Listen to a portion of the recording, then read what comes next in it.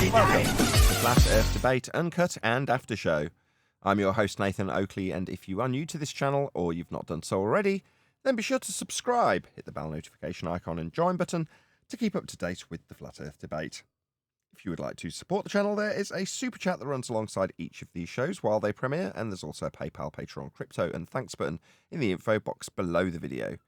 Speaking of patrons, I'm going to do a quick shout out to all of you who do support me on Patreon. So a massive shout out of thanks and appreciation to Moon Harvest, Amish Earther, Naughty Thumbnails, Mitch Kennedy, Original D-Rose, Rod, The Name's Burley, Twad Wazzle, Jason Hornsby, Christoph Fournier, Flat Earth Travolta, JMels24, Unimento, M, Iron26, Endless, Flat Earth Sage, Golden McKinnon, Retro Bill, More Books, Canna Bear, Fibre Oats, Bogey, Michael Kahn, John Case, Patrick Gunnels, Banter, Mel B. Styles, Hairy Blade, Mobile Max 777, Rob W, Reese Pound, Del West Watson, Maria Nealands, Unbelievable Productions, Blue Ridge Ranger, Abraham Mohammed, Skeptic 936, Life is Short, Texas Mike, Tina Baker, David Wayne Foster, and Dank.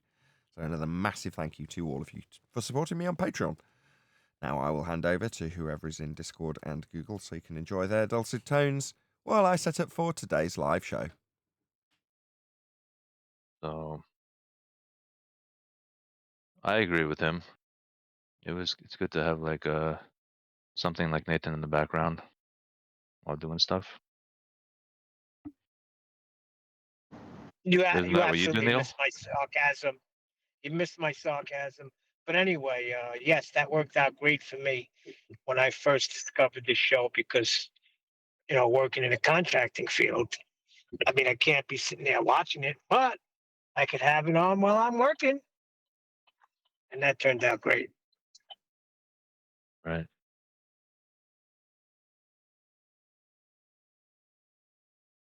I remember the one guy who finally was like, I got to hear this English guy again. What the hell are they talking about anyway? What? You didn't have it like just to yourself? You play it in front of everybody? No, well, I was working in the theaters and I had it on, I had it on the Bluetooth, my Bose speaker. Thought you were about to say it coming out the tannoy.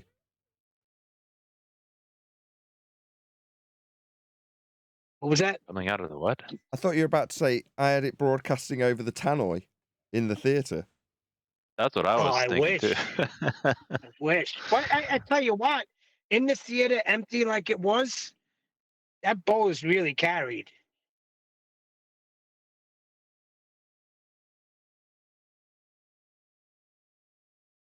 Couldn't really call it a tannoy. Tannoy is a brand name of a speaker manufacturer made famous for producing like horn speakers for train stations and various other things. And people just saw that word on the speaker, tannoy. They're like, oh, the thing they're announcing this to us on is the tannoy. No, it isn't. It's the public address system. But they just call it tannoy, like Hoover, right? Well, back in the day, I did a job on York Avenue, really high end area in Manhattan. It might have been East End Avenue, one of them anyway. Really, really lucrative. And these people, it's the 80s, and they had speakers and sound through their whole house. But when you went behind the wall, you saw it sounded so good too. And it was called Bang& Olufsen. And all I knew was Bose. That was supposed to be like the big thing. I was like, wow, who says Bang& Olufsen? That sounds really good. Cool.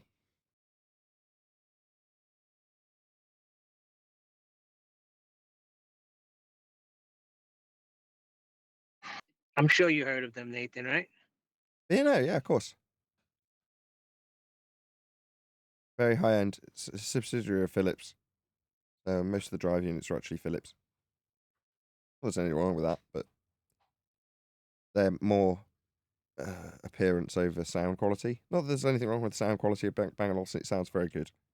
But that's just not their primary focus. Their primary focus is making it look beautiful, which it does. Oh, it sounds it was amazing. B&O had that back in the 2000s or late 90s, like a wall-mounted hi-fi that was about 10 CDs all in a stack, like flat against the wall. So you could see them all spinning in this like oblong. Does that sound familiar? It's in fair few movies had it as well. It was an iconic looking piece of hi-fi, friend- like all these CDs spinning in it. I remember that. My friend had it. My friend Ira Mandel, who I met in prison. He was one of those criminals that never used a gun, only a pen. Okay. But he had everything. Yeah, and he had one of those. I know what you're talking about. Yeah, very cool looking stuff.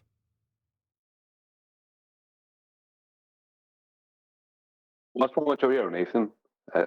Could you give a description? I blew my eardrum about 15 years ago when I was a rep, and it's never really recovered. And if there's ever a pressure change, which there was last night, it just goes. So you go from normality to excruciating pain very quickly, just because of a pressure change. Would it be similar to like an extreme pain that would happen on an airplane? That kind of pain? Yeah, it's exactly the same pain as I had on the aeroplane. Back Oh, in yeah, those that's years not ago. easy. No, I get that really bad. Yeah, I get that really bad. I have pretty good pain tolerance, but I get that pretty bad when it happens. So I can sympathize with you. Yeah, for me, it's just Yeah. anything. If I get a cold, if the weather changes, whatever, just end up in loads of pain and falling over because I'll lose my balance. And They say you're is supposed to there chew any? gum when you're flying. Pardon? When you're flying, they say you're supposed to chew gum because that as you're opening and closing your mouth or whatever, it equalizes the pressure in your ears. Yeah, sure. Back in the 70s, they'd give you a boiled sweet as you were coming into land. But it doesn't always Yeah, work. I fell asleep one time during. I fell asleep one time during landing, and I woke up to like ear pain, right? Because you're not equalizing the pressure when you're sleeping, right? Right. But it went away. Well, for me, it never went away.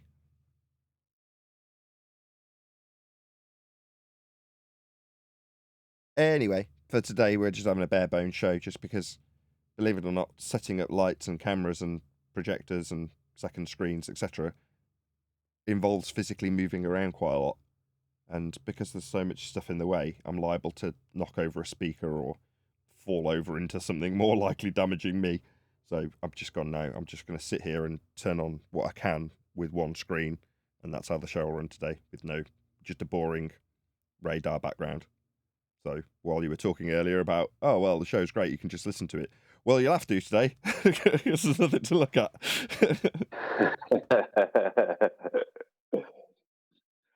I was thinking when I was reading the comments earlier, I was thinking, what about if you held something warm up to that ear? Would the heat change the pressure for you? No, Or I have something tried things like cold. that, though. Over the last years, I've tried all sorts. Very little works. It's just one of those. Just one of those things you kind of, once it happens, you have to just get through to the other side of it, kind of thing. Yeah, exactly. All right. That's why I had a show. I was tempted to not do a show because I'm in pain. But you're like, I can almost do it on autopilot. And if I'm not putting myself at risk of falling into a speaker, then what difference does it make? Yes, I won't be. Yes, I can't hear a lot of what you're saying, which is a bit of a problem. But I'll just talk less. Watch today, ballers come in, and you're gonna have to be on your A game. I know, I know. By the time the live show's we'll up and sort them running, out. no one will even know.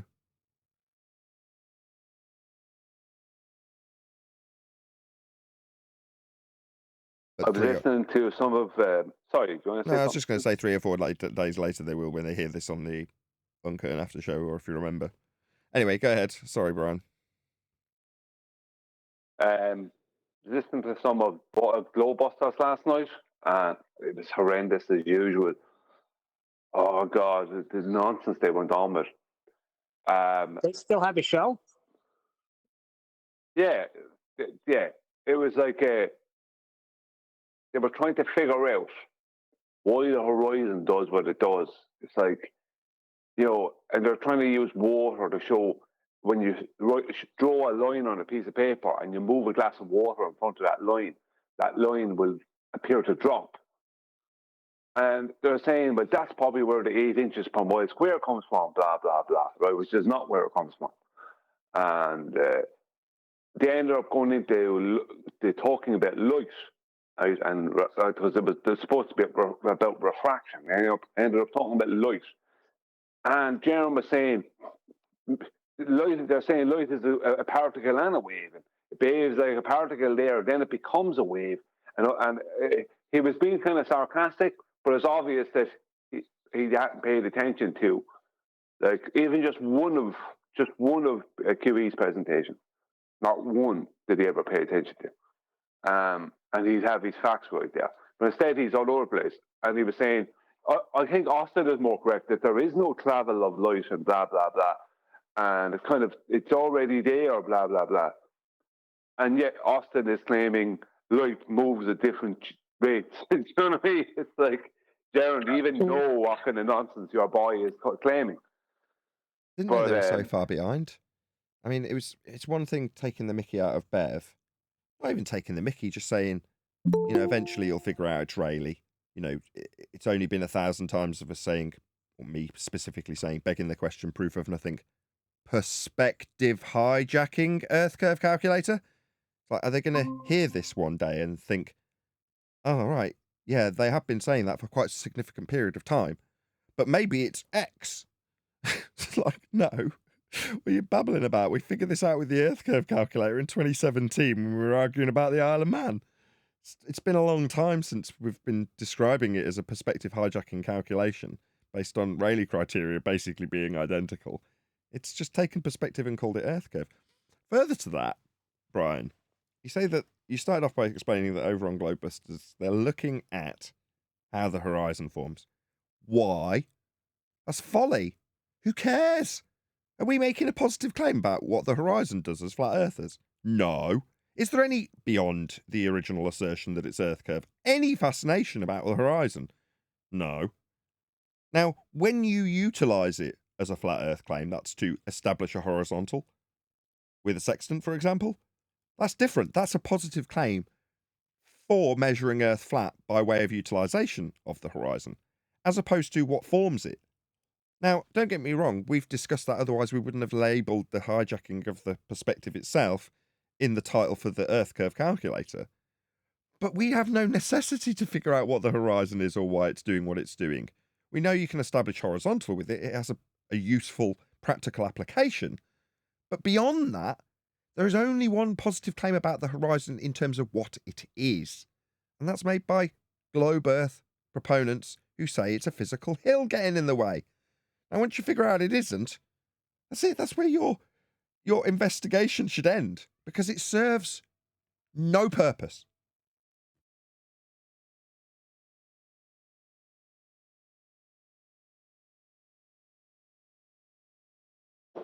No, that was what I was thinking was when they were talking about the horizon, when I brought it up earlier, what I didn't add in was it's just an optical phenomenon. Leave it at that. You don't need to investigate further than that. It's not geometric. That's the only part about the horizon that should matter. Not whether it drops. And that's all very nice to see. Oh, look, it drops if you put water in front of it, if we make it a line. All this nonsense, grand. But that has nothing to do with anything. It's not geometric. That's all that matters. Spot on. And then we Exactly. talking about refraction, and because they were talking about the borders and refraction, it's like the borders don't have refraction. They have mathematics that's based on a geometric horizon that doesn't exist. Exactly. You That's know, the most important pathetic. detail. Because in that statement, you're asserting their positive claim for them. It's not geometric. Why are you pointing out what it isn't? Well, because we don't have a positive claim to justify what it is. The positive claim is that it's geometric. It's an Earth curve physical blockage, a hill that they can measure. Right, that's the positive claim. That's it. It isn't that. We can debunk it. That's it. That's the end. Yeah, exactly. But once There's the nothing black else to swan talk came about. out, it should have been right. One more time, Neil. Once the black swan came out, that should have been the end of all horizon discussions. We proved it's not Earth curves. Yeah, but some people have neglected to appreciate that because of our terminology. This is our fault. I try and pepper it by saying Earth curve specifically, and then tying that to a geometric hill, tangent point, horizon. I have all sorts of these terms that I try and drop in to make it cement in the mind of the listener that we're talking about Earth curve. Now, when they detail it, they leave you with this inference when they say horizon that they're talking about Earth curve. But they never actually label it as such. They don't go, and the Earth curve is at 1.2. They don't. They say the horizon will be at. Yeah? So there's this disconnect when you debunk it as geometry or physically being geometric that you've debunked Earth curve. Some people don't make that connection.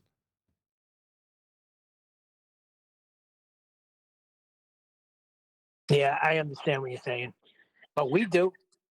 Yeah, but we have to really spell it out. Yeah, Brian's saying the horizon's not geometric. That's the end of the argument.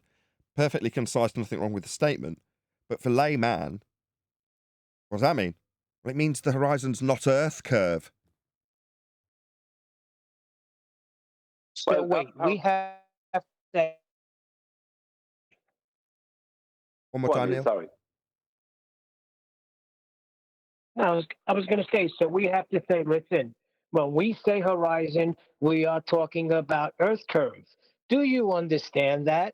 Now, since the black swan, we have proven that the horizon is not Earth curve. Spot on. Is that how we got to do it? Yeah, that's exactly that. I couldn't applaud you more in terms of phraseology, timbre, and tone. Even better.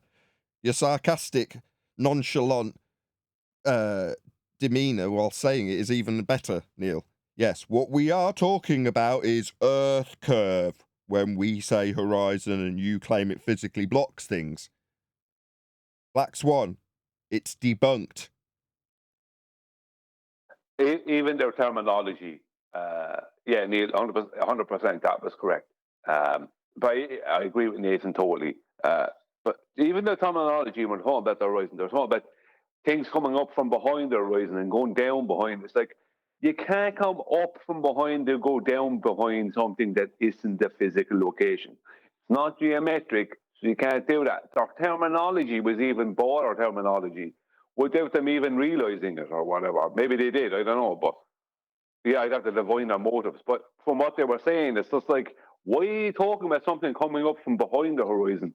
What's the horizon for something to come up from behind? Exactly. That makes it something that you can go behind. You know what I mean? Exactly. Their terminology is so sketchy that you're describing the physical obstruction and then giving mathematics for the feet and inches of a target, so that the description itself is devoid of the physical claim. That's just on the title, Earth curve calculator. Once you've got that on the title, they very seldom even mention it as Earth curve anymore. They'll describe the target, not the horizon, and if they have to reference what it's in respect to, it's the horizon, not Earth curve, not a hill getting in the way, not the physical blockage of the Earth curve hill obstruction, as we overly phrase it, so that people can be clear what we're talking about when we debunk every aspect of that physical geometric limitation called Earth curve, claimed to be the horizon, getting in the way of a hill, getting in the way of a building, and blocking X feet of it that doesn't change with distance. The feet bit for the audience that doesn't change with distance. How is it perspective hijacking? Well, they take what you see, which would just be, if you open your eyes, whatever is in front of you. But then they take that view, put it side on. So you've got the side of your own head and the target in the same frame. And then a bend between you and it that's going to be claimed to obscure it. That's Earth curve in their geometry that removes perspective by putting it in an orthographic view. We call that Muppet vision. Now, in Muppet vision, the target that's going to be described as being blocked by Earth curve now that perspective's been removed, because there isn't any, side on, that value is feet or meters that do not change with distance. A 10-foot wall is 10 foot in that value scheme at any distance. A million miles away, yep, still a 10-foot wall. Oh, so we can still see it? Well, we can in this calculation, yeah. Why can't we? Because Earth curve's got in the way. No. 10-foot wall at a million miles is too small to see. Where's that in the calculation? Oh, it isn't. The only reason you can't see it's Earth curve. It's the only reason you can't see anything ever. Well, I had followers recently trying to argue with me that perspective is accounted for in our curve mathematics. And I say, okay, but show me then. Show me. None of them can show me. Because they don't even know this now. I know they don't know this. because I do know this. Metabunk has added in a function that gives you the angular size of the hidden amount, right? And I think the angular size of the visible amount of something. But this is after it has gone over Earth curve. You know what I mean? Oh, they're It's giving like, you they're giving you the angular size for something you can't see now. I love it.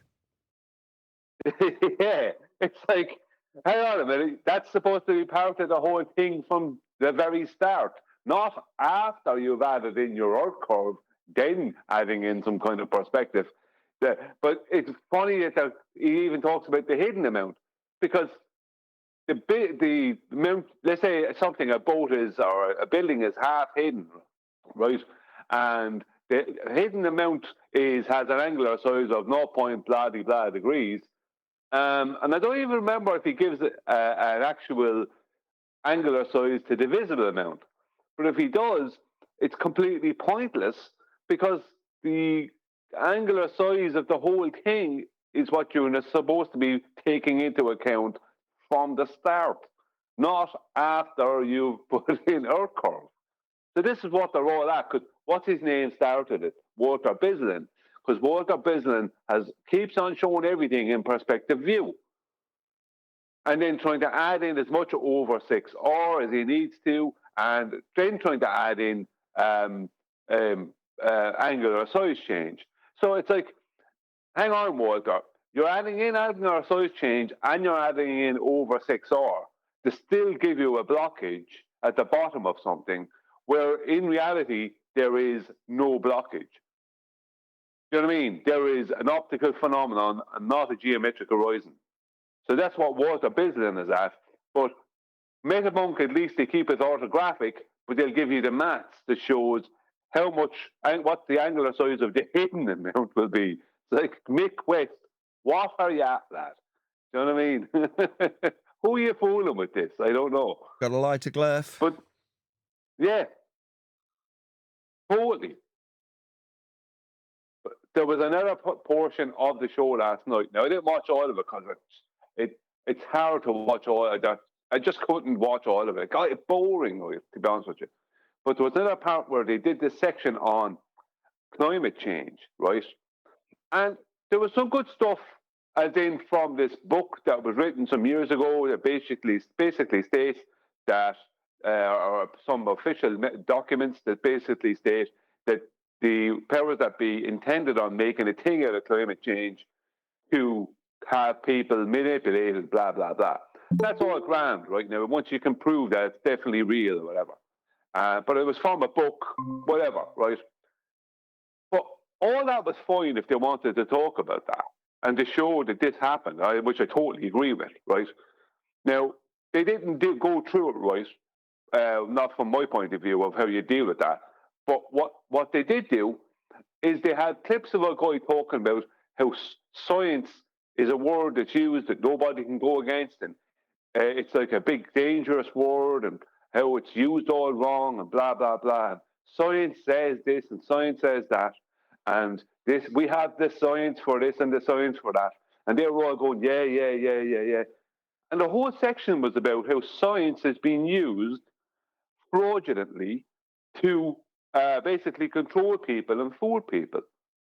Now, if you try, as you did already, try and tell these bozos about scientific method and the importance of scientific method for these exact situations, when you can say to somebody who's coming at you with a claim of science, you can, especially involving the natural world, you can hold them to task on what their DV was and their IV was, and show us the hypothesis and the hypothesis test.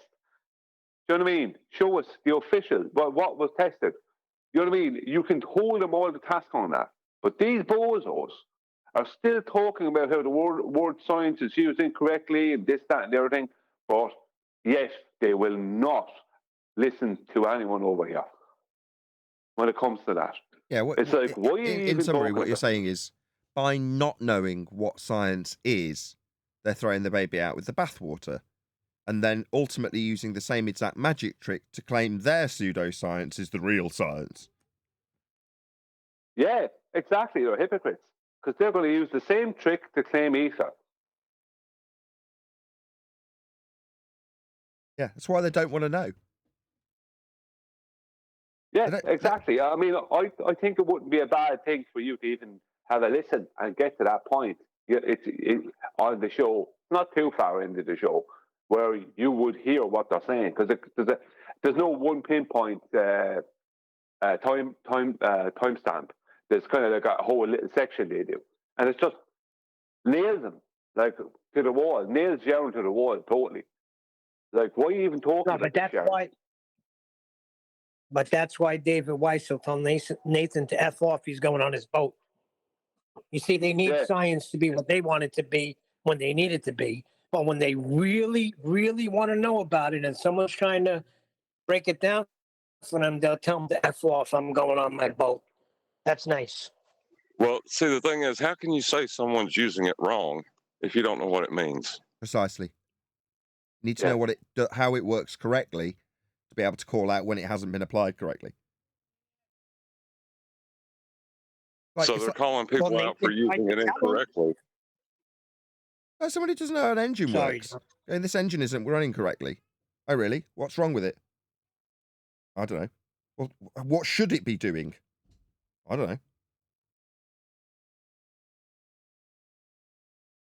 That's actually a good illustration. You should break that down like that. You can't tell someone how something should be performed if you don't know how it operates. So by knowing how science operates, as Brian's just gone through, you can say, what's the IV? What's the DV? What was the formulated hypothesis? How many people have performed the actualization of that hypothesis? That's an experiment. What was the result? Did it actually validate the null or the alternative hypothesis upon experimentation? You need to know how science works to be able to ask those questions when someone says, we've got a Michelson-Morley experiment that's validating ether. Really? Right? Your 2-hour nonsense waffle about how it does or doesn't do that and how people have used science with your, yeah, bro, yeah, cool, bro. Yeah, that doesn't help, because that's just the exact same bullshit charlatan magic trick that they've deceived you for. And they're telling their audience how they've just been deceived by science and how science, the reification thereof, says this and says that. No. The problem is that knowing what science is means that they'll know exactly how pseudoscientific their own claims are. That's why they don't want to know.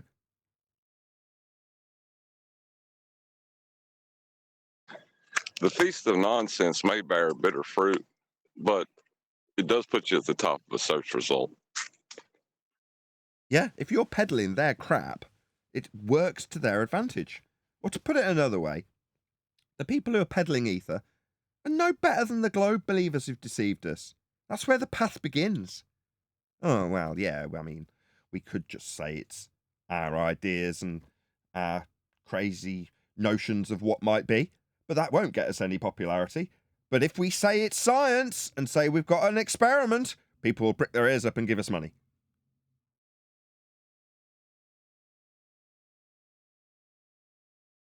But that's what frustrates me when you put them in the same category as us, as on our side. Are they? Are they really on our side? In the same way, as I say, if they're part of the problem, in the same way a controlled opposition member's professing to be part of a party that they're not, so they can mess things up from the inside, well, would you say that that insider, mole, shill, whatever you want to call them, isn't part of the party that they're representing when they identify specifically as representing that party? You can't say anything other than that. Yeah, but you can't say they're like us. They're with us. They're on the same team. They may have infiltrated. There's only one path that will befall those people, right? They're already on that path, right? They've started to deceive people with science. This is Globebusters specifically. And as a consequence, they've got to suppress those who oppose their lies. Do you think that's going to get less as their popularity increases? Oh, they're going to need to shut down people and tell their audiences that they're scammers when they expose the pseudoscience fraud that we're peddling. Do you think that will lessen as their popularity? No, of course not. Yeah? Eventually, like all weak men they get seduced by power. Yeah, Jaron is very telling when he says, we've got the numbers. He hasn't. I've got far more views than he has. Nevertheless, when he deludes himself into thinking he's got more numbers, whatever numbers he thinks he's got more of, he's telling me, I have the consensus. People agree with me. And you disagreeing with what science does and doesn't do, it'll be what I say science does and doesn't do. Therefore, my audience gets told you're a scammer. Okay? So you've got to suppress those who oppose you. My bad. Yeah, that's what you've got to do. Right? Isn't that what we fight against here? Isn't that what we've opened our eyes to? Yeah? Careful when you're fighting monsters, because you might just become one. And the tyranny of the suppression that we all suffered and have opened our eyes to is the path they are now on. And it's exemplified by them trying to suppress us and what we say about science. Doling out a dose of the consensus view that we're scammers. Did that work? No, it didn't work. Of course it didn't work. Jaron's deluded himself into thinking lots and lots and lots of people watch him when he's got several million less views than I have. So he's wrong. He doesn't have the numbers. He doesn't have the consensus. That's unfortunate for him in his delusion that he's going to somehow convince a mass of people that I'm scamming them when he employs scientific claims that have no backing, that have no methodology. By definition, pseudoscience. No, not everybody's going to cotton on. In the same way, the powers that should not be that govern the globe that everyone thinks they're living on. Not everyone's going to cotton on to how they got scammed either, are they? We are amongst a select few in that regard. And apparently, Jaron and Dave and Whitsitt are amongst the same select few who realise they've been deceived. But they're going, why brace against it? What a wonderful magic trick. Call my ether science and people will back it. Wonderful. So you've seen that piece of armoury, that weapon on the battlefield. You've disarmed your opponent. And then you've just picked it up and started using it on your own crowd. Okay, that's what's happening. Now, some people will recognise it, some people won't. Some people will just outright believe Jaron when he says I'm a scammer for discerning or disseminating the scientific method and how it's appropriate to be used and where it isn't, therefore lies. Same exact lies that that particular group of people, ballbusters or globebusters in this instance, have been peddling for years. Years! Bob Seth has had absolutely no effect on that particular aspect that they peddle. They're still peddling it. It's pseudoscience. It's lies. It's the same lie that got you on a globe. Now, if you're hankering after some new guru and you need answers, this might fulfill that role. Well, good for you if that's the standard. Okay, go in peace. You've got your new answers. Wonderful. New guru too, eh? Wow, you're doing well. Out of the frying pan, straight into the fire. Good for them. Don't care.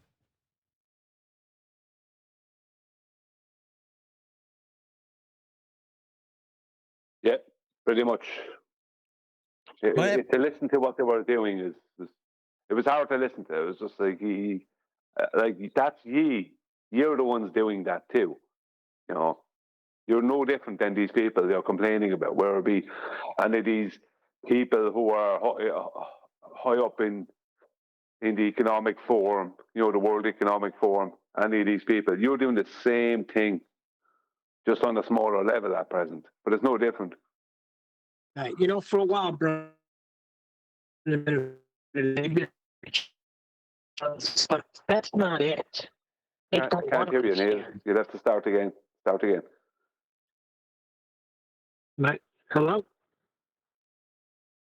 You got me? Yeah, we have. You Just sound a start bit again. paranoid.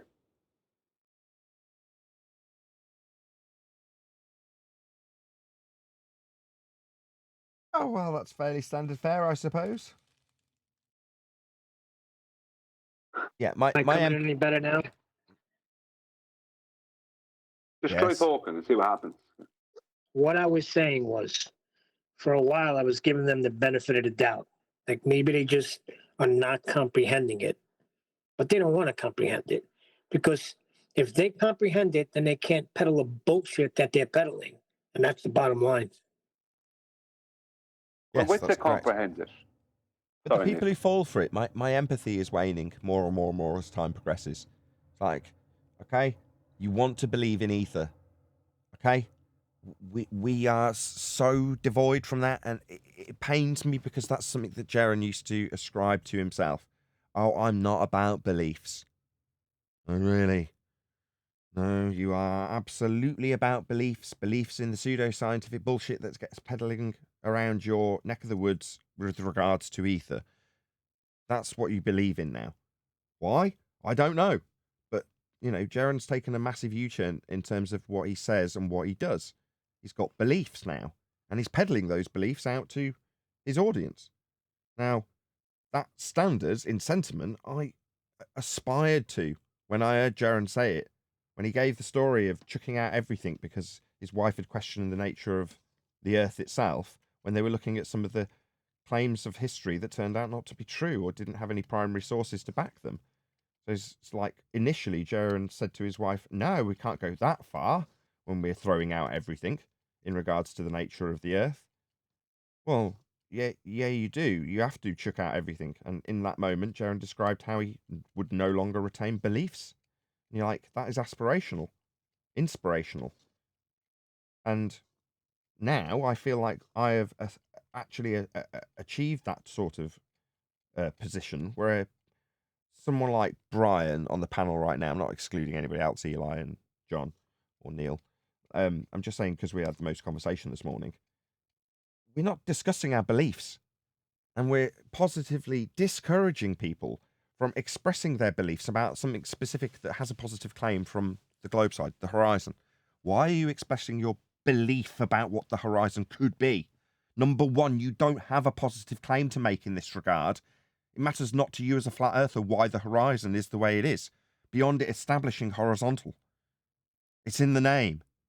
Yeah, that's all you need it for, and it's all it's practically applied for. That practical application of the horizon proves Earth's flat. That's it. That's all you need it for.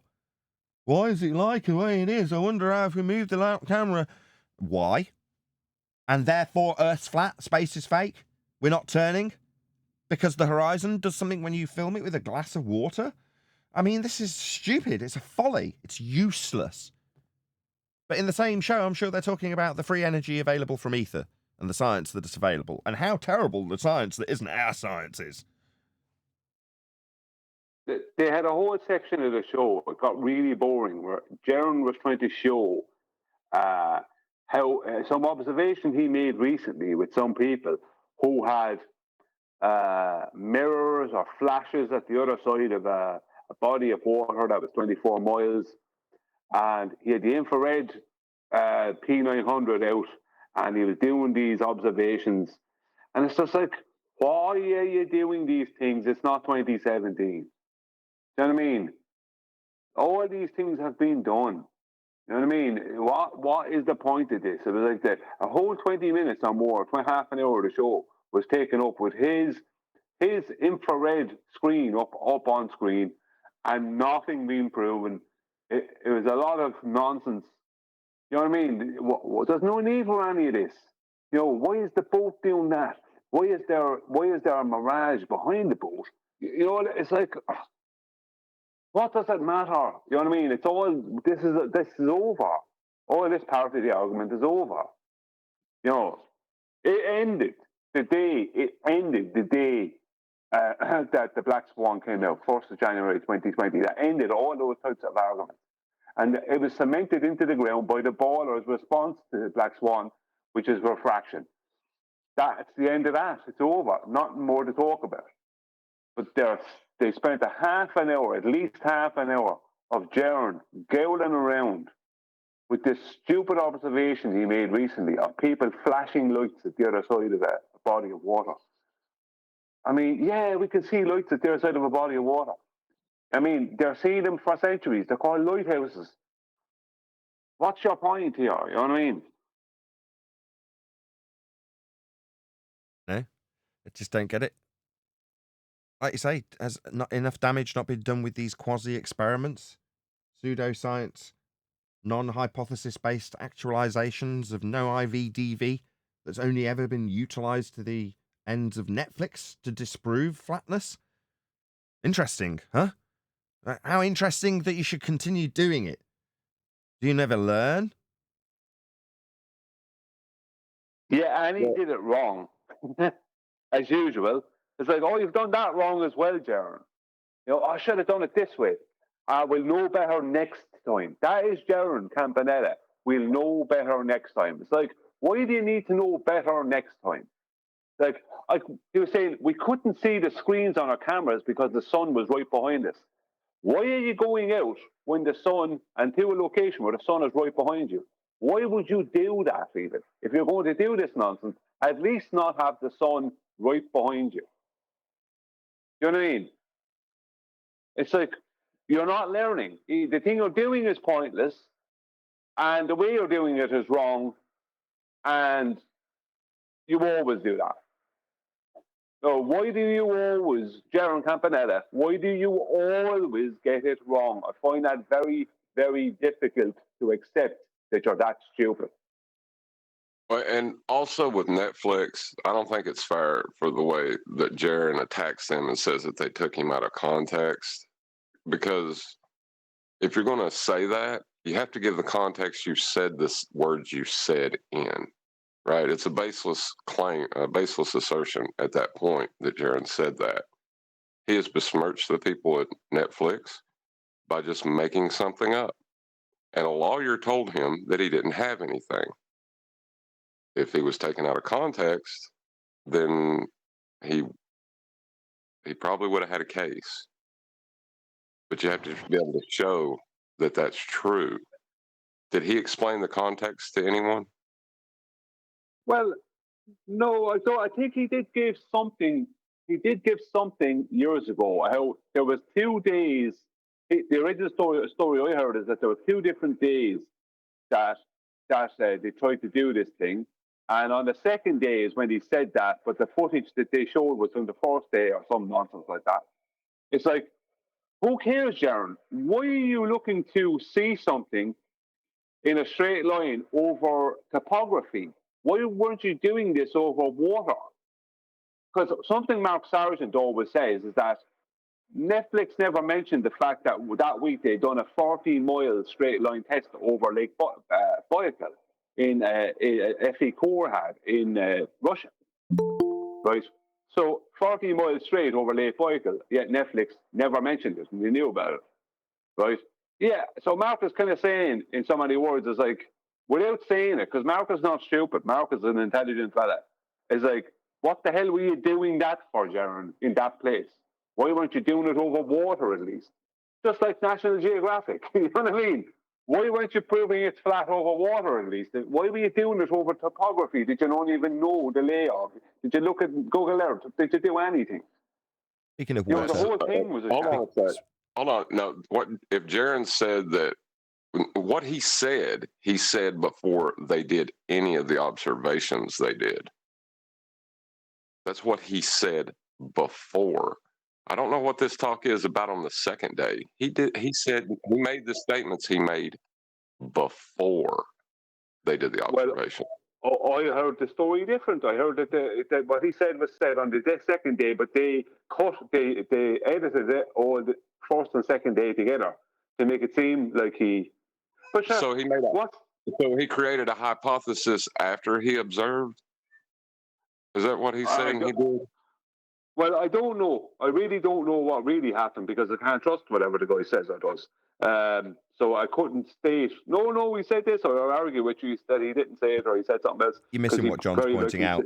If it's to be contradictory, it's him formulating a hypothesis after he's made the observation. If it's day 2, he's already made an observation. Then he's making this hypothesis that's been excluded or taken out of context. But he's made the hypothesis after the pseudoscientific experiment. Yeah, that's what he's claiming he did. No, hold on. That's what he's claiming he did. That's even worse than the first thing I pointed out. So his defense is to claim something even worse than what Netflix showed he did. That's really his defense. Well, you raped that girl. No, I murdered and raped her. What? Yeah, it's exactly. The murder came before the rape. It was a day earlier. Exactly. It's awful. What's this? You've bought this stuff in an auction bundle, and Adam, you've bought. Yeah, just if you got a second, just to look at it, because I'll have to. I bought it with a load of look. We got a load of nails and stuff like that. Some nice thermometers. Okay. And then I've just opened up this one box here, and it's like, what's this?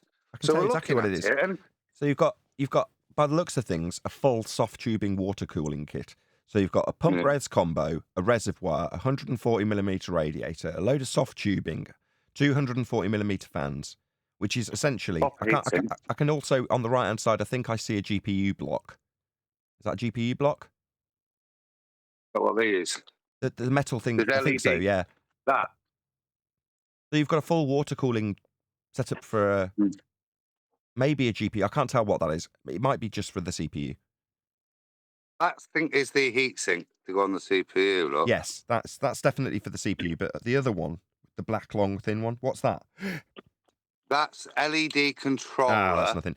So you've got a full CPU water cooling loop within your box of thermometers.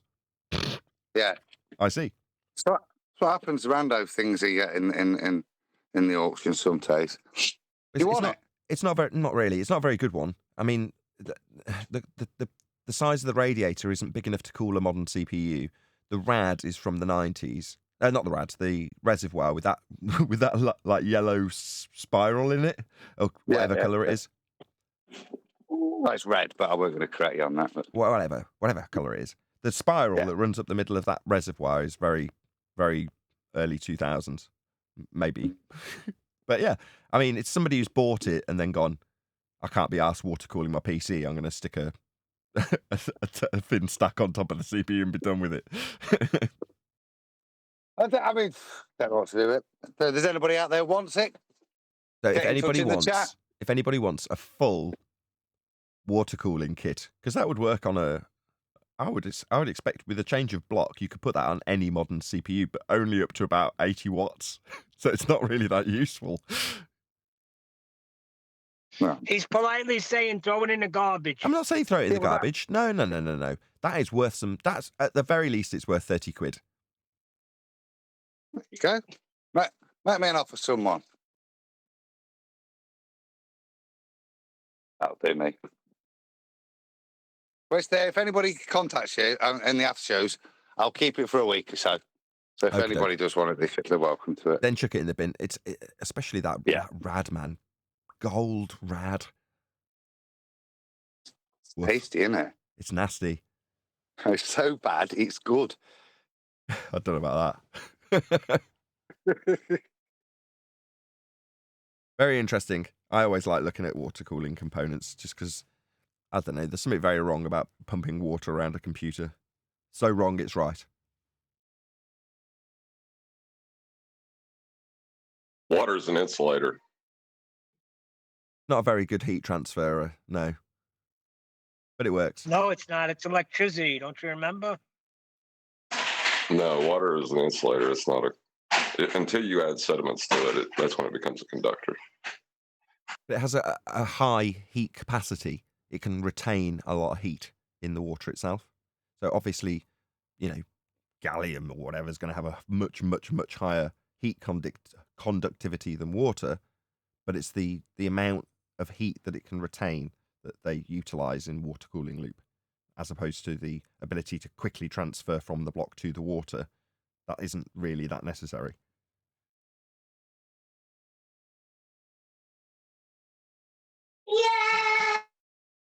I was just speaking to the electricity part. No, I'm doing that guy. Don't you remember that guy came in claiming electricity is water and water's electricity? What, Bruce Lee? Be like water. Yeah.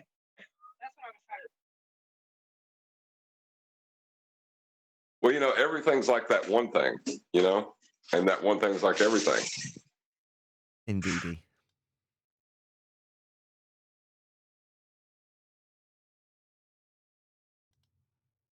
So, That it? Oh, great live start. One person says hello. Well, hello, Brian. It's good to have you here. Any evidence of a physical No. geometric sphere edge that's a horizon, formerly known as Earth curve? No, but they'll tell you all about it on Globebusters. yeah, on Globebusters, they want to talk about what the horizon is and could be and how, why does it do this and why does it do that? Yeah, that's what they want to talk about over there. But I still don't think they've come up with any evidence that it's Earth curve. What the horizon is an assertion made in the positive by the globe Earth side of this discussion. They assert that it's a physical geometric limitation to your view at 1.2 times the square root of the observer's height in feet, as laid down in the begging the question, proof of nothing, perspective hijacking Earth curve calculator, where it takes the view from a photograph and puts it side on where you see both the photographer and the target. Now, when detailing the target with a feet and inches value in the mathematics, you can exclude perspective and claim the only reason things disappear is because of a physical geometric limitation to your view, formerly known as Earth curve, marked with an X and labelled horizon in the begging the question, proof of nothing, perspective hijacking Earth curve calculator, which in reality is a differential calculation between surface level, horizontal, and eye level, horizontal. So it's a perspective hijacking Earth curve calculator in name only. In reality, it's deriving a point below surface level from a calculation with the difference between eye level and surface level. That is where you get your Earth curve from. It's not real. It only exists in maths, and the maths it exists in has taken the effects of perspective and detailed them as Earth curve by way of a differential calculation between eye level and surface level.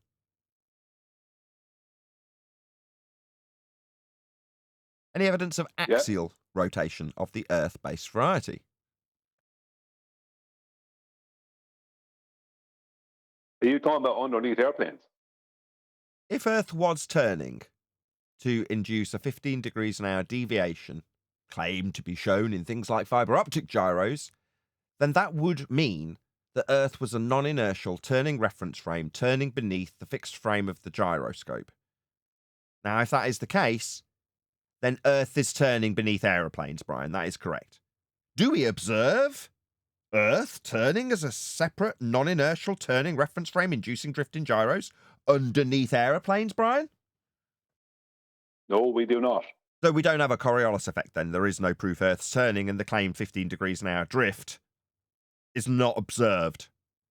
But it must be if we are turning underneath as a non-inertial turning reference frame, and they claim we will see Coriolis effect, meaning we are a non-inertial turning reference frame, Earth as a sphere, turning beneath an inertial reference frame to induce a 15 degrees an hour drift. The one we don't see. No, you don't understand. Earth is so big and it's moving. You're not going to feel it. It is moving, but it's because it's so big. That's fascinating. Meanwhile, they claim there's a Coriolis deviation at 15 degrees an hour, Neil. The Coriolis deviation is only induced by Earth being a non-inertial turning reference frame and turning beneath an inertial reference frame to induce the claimed 15 degrees an hour drift the globe says we'll have, and we do not. Well, to have a non-inertial turning reference frame, that has some requirements, doesn't it? It certainly does, John. What would they be? Well, you need a radius, and then you'd have to have a centralized point of rotation to claim that. Where would one acquire such things from in physical reality, John? The radius, you could measure elevation angles from a flat Earth and calculate a spherical value.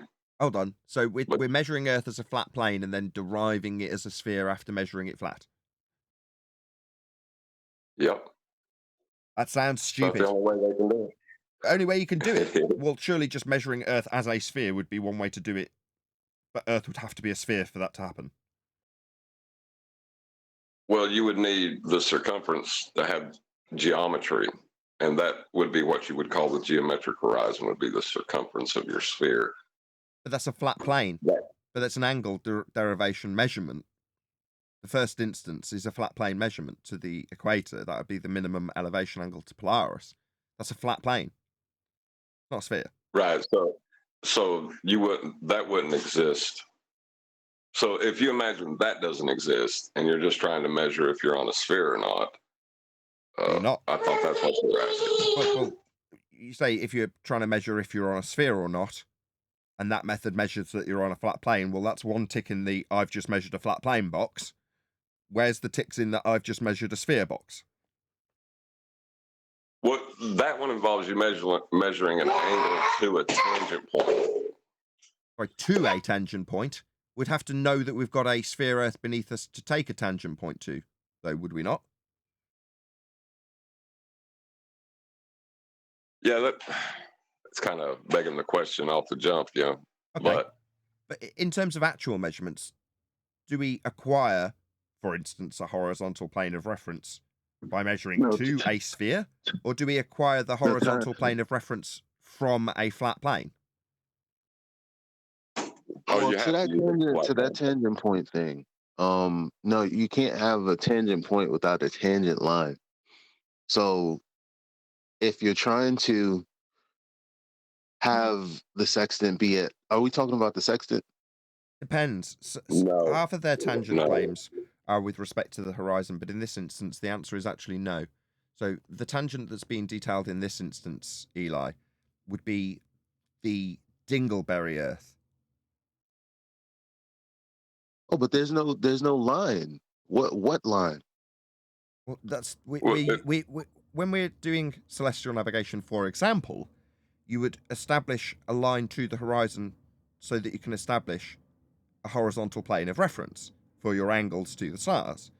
But in this instance, they're assuming Earth is automatically a sphere and then drawing out a flat plane of reference on top of it and calling the point that you're standing the tangent. Dingleberry Earth. Right. I think Eli's talking about something. Are you talking No, I don't about... think because I was arguing exactly this, and he kept his language very ambiguous, and I said, wait a minute. But when we're talking about measurement with the sextant and making the observation of the star, choosing the star, and then, setting your sights on it, what we're talking about with tangent points is completely, there's no step that includes that. Like, all you're doing is working off of a plane, like, the entire time. There's no tangent point that's relevant to anything. It's just tangent to the plane that you're working off of. But has nothing to do with the horizon. No, because they are claiming, without saying it, that they're doing a dip correction from a refracted horizon that's refracted off of a globe's geometric horizon. So they're actually shooting the angle between the eye and the horizon to them is a tangent to a refracted optical phenomenon. Now, you can't do geometry on optical phenomena no more than you can weigh an inferior mirage. It's nonsense, but that's what they're actually claiming. They're not even using their globe's geometric position to the horizon because doesn't exist for a start, and secondly, mathematically it won't work. So they have to have an over 6 hour horizon, 7 over 6 hour horizon in specific that they're claiming to take the dip from.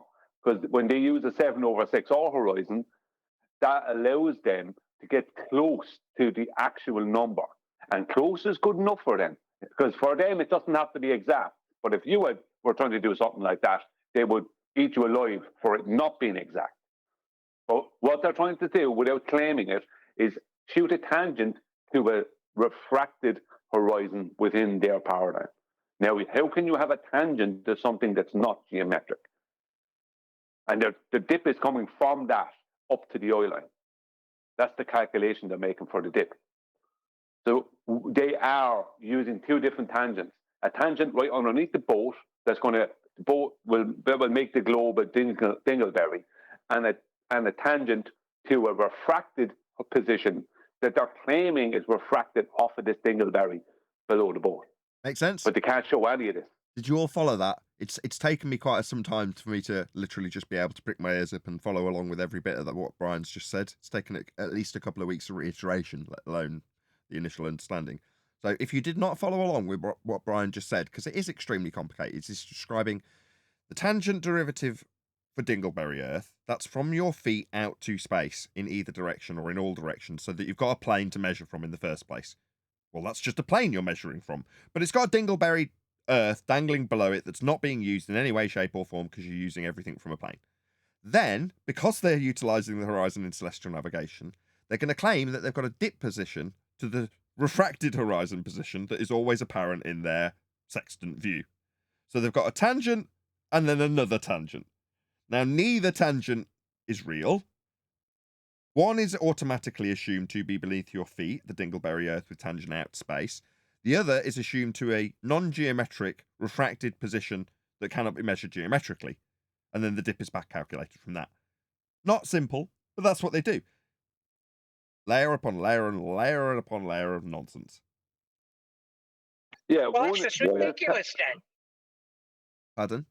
It is because it is ridiculous because the first tangent is a tangent to a pre-assumed sphere, and the second tangent is to a second pre-assumed sphere. A second location that is not a location because it is a refracted position based off of the pre-assumption of the original sphere. So they technically have no tangents. Before you tell him how worse it is, 1 second, Adam. Shout out to Sterling Archer, who says, I've been trying to send Arwin Arwin's deleted the messages before I could really read the end of it. Thank you for the super chat, Sterling Archer. Obviously, it was detrimental to Arwin because you've removed it as I was reading it out. There we go. Thank you for the super chat. Whatever it said. I don't know. It's been retracted by Arwin. Go ahead, Adam. So, slightly worse than that because it's supposedly a refracted position of a geometric object, but that's all outlining the fact that we are therefore having to accept the horizon as the leading edge of a ball. Something they can't demonstrate, something the maths won't demonstrate, but something they want to accept so they can then, as Brian says, get near enough to it. But fundamentally, they are claiming, and this is what I'd never let them get past, don't need any of that. What's that horizon? Whether it's refracted or not, what are you claiming that you're going to do, apply all these numbers to? What is the initial part of the claim? The horizon is the leading edge of a ball. Hey, Rufy. Hey, buddy. How's that geometric horizon working out for you, buddy? Good? Yeah? It's only been, 3 years? I have a question about that first tangent, the one that starts at your feet and goes out into space. Right. Has that got a name in the mathematics? Yes, it's got Just a a tangent horizon plane. name ascribed to it. They give it a horizon title. Oh, if 10th was here, he'd know straight off the top of his head. Well, they also call it surface level. They call it surface. They call it surface level in globe. Yeah, but is that? Yeah, it is, isn't it? Begging the question, proof of nothing, perspective, hijacking Earth curve mass. It's just Dingleberry Earth, isn't it? Hey, wow, I've never recognised that. Yes, indeed, the tangent drawn out in reference to Dingleberry Earth is just the tangent drawn at surface level in the begging the question, proof of nothing, perspective, hijacking Earth curve mass. Have you just twigged that this just now? Well, when you said, I looked at it and it says horizon, right? And that's where surface level appears to meet the sky, is it not? Yes, that's correct. So when you say horizon line or whatever, you're talking about where surface level appears to meet the sky. And surface level is So- their tangent line. It's the Dingleberry No, line but, at the surface. because this you're is right. not geometry. This is perspective, isn't it? Yes. So when we say what the horizon is and we invoke it, where the sky appears to meet the ground, it's no geometric meeting here. The only reason it appears to meet is due to the effects of perspective of looking at two flat planes parallel to each other, where they meet via perspective in the distance. But there's no geometric. Isn't that what That's Nathan what I- calls but it? dude, Perspective that's what I I had was Neil saying. first. Hold on. That's what I said. Hold on. Go ahead, Neil. I was just saying, isn't that why you call it perspective hijacking? Yes. But this is what I was saying when I said the globe has nothing to do with the observations, nothing to do with the math or of anything, because there is no tangent to a tangent point. A tangent point is only a tangent point with a line. Yes. But that's not happening through observation. There's already a plane that they're dealing with from zero. Correct. And that also speaks to, I think it was Brian that said this earlier, the moment they respond with refraction, it's the end of their geometric assertion. Their geometric assertion is Earth curve is the horizon. That's the end of their claim. Well, I don't know if they can really claim that as a geometric. Go on, John. I was just going to say, I don't think they can claim that as a geometric claim if surface level is horizontal in the mathematics and geometry. Indeed. And that's something we will point out from here forth. It's like, okay, this derivation of a tangent point horizon below a tangent dingleberry horizon is at surface level if it's going to be a horizon, because it's where the surface level, as labelled in your maths as surface level, required for the geometry to assert a tangent point below surface level. That's where the horizon would actually be. You've got it marked below surface level. Nonsense. Well, I put a diagram into Master B over the weekend, and it's from this guy who was doing this presentation on celestial navigation, and it's the same diagram as you've seen before, where the periscope, whereas if you had a sighting to the horizon from using a sextant, as if it was the periscope of a submarine, then there would be no dip correction, right? But they can't claim that. That is no good to them, because that means the horizon line that we're seeing is in a straight horizontal with the periscope, right? Now, it's not in a straight horizontal with the eye of the observer on top of a boat, on the deck of a boat. It's not in a straight horizontal. It's actually slightly below that person's horizontal view. But with the periscope, with the eye line is at the water, then it's in a straight horizontal. Now, if you go to the almanac, they treat, when they're talking in the almanac, all the site reduction tables, all pre-assume, this is from citation, not just me, all pre-assume that the eye line is at the water. So that means there is no dip correction required, because the horizon is in a straight line with the eye line. Now, how does that work on a globe? It doesn't. It doesn't. Yeah. Yep. Because Earth's flat, that's how we have to deal with it. Site reduction tables, taking things to be parallel, horizontal, in line when you're looking at the horizon from what? A couple of feet above with a periscope? That works because Earth's flat. It cannot work in any way, shape, or form spherically because it isn't going to run parallel, and you've got the Earth falling away from you, which it doesn't. This is my point. Why would anybody? This show's been on for 21 minutes so far, even longer with the pre-show. The information coming from Flat Earth debate is second to none. Get on board, people. Yes, please share the show. 70 people watching. Any scientific evidence of gravity? Now, this should be interesting. Pay attention, folks. What is gravity, Nathan? Currently, Well, what's science? what science What is the scientific establishment evidence? of cause and effect by way of systematic experimentation based on a hypothesis that established the cause, or presumed cause at this stage, of an effect you observed in nature. That's the scientific method when dealing with natural science. What is So the effect we'd have- of time? There is no effect in the current rhetoric. The effect is described mathematically only as the uneven distribution of mass causing the bending and warping of space and time, a fourth-dimensional pseudo-reality invented as a geometry by Einstein about 100 years ago, plus. Well, there is an effect, but it came after the cause. Sorry, bending Einstein stated space-time the is the cause. effect. Sorry, do you want to show me bending space-time? No, the cause is bending space. No, that's wrong. That was in No, that's wrong. 1915. Incorrect. The cause in Einsteinian pseudo-Riemannian four-space geometry. The uneven distribution of mass causes the bending of space-time. Sorry. That's correct. The cause is the uneven distribution of mass causing the bending of space-time. Correct. But the effect that we see is a solar eclipse where a star appears to be in a different position than they think it should be. What? Now, What the hell? Yeah. What? That's the phenomena? No. Not at all. Pseudo four-space geometry is laid down by Einstein maths and is as it is. It's nothing to do with eclipses. Now, you might, through the mathematics of Einstein, attempt to describe where what you say they say it should be and isn't. That's not gravity. But that's what I'm trying to say. That's why I was starting off with. They started with the cause. Einstein gave him a cause in 1915 with general relativity, right? 1905 special relativity, 1915 general relativity, and then in 1919 they went off and they made observations of a total solar eclipse, and a star seemed to have been in a different position than they expected it to be, right? Wherever they expected it to be, and it's fitted what Einstein said. That means proof. I see.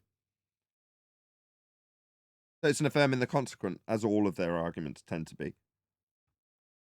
Absolutely.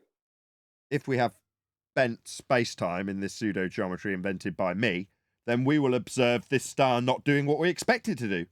We observed it not doing what we expected it to do. Therefore, gravity. Yep, that's basically it. Well, meanwhile, gravity is not a force, even if you want to think of it as a force. You can think of it as a force, but it isn't. It's a pseudo-Riemannian force-based bent space-time geometry invented by a man named Einstein. So in grade school, they're teaching it as mass attracting mass, correct? That's correct. Is that because still happening? Yeah, you still need high school and below children to understand that gravity is a force, even though it isn't, and that force, that it isn't, is holding you to the side of a spinning water ball flying through a sky vacuum, which we're not.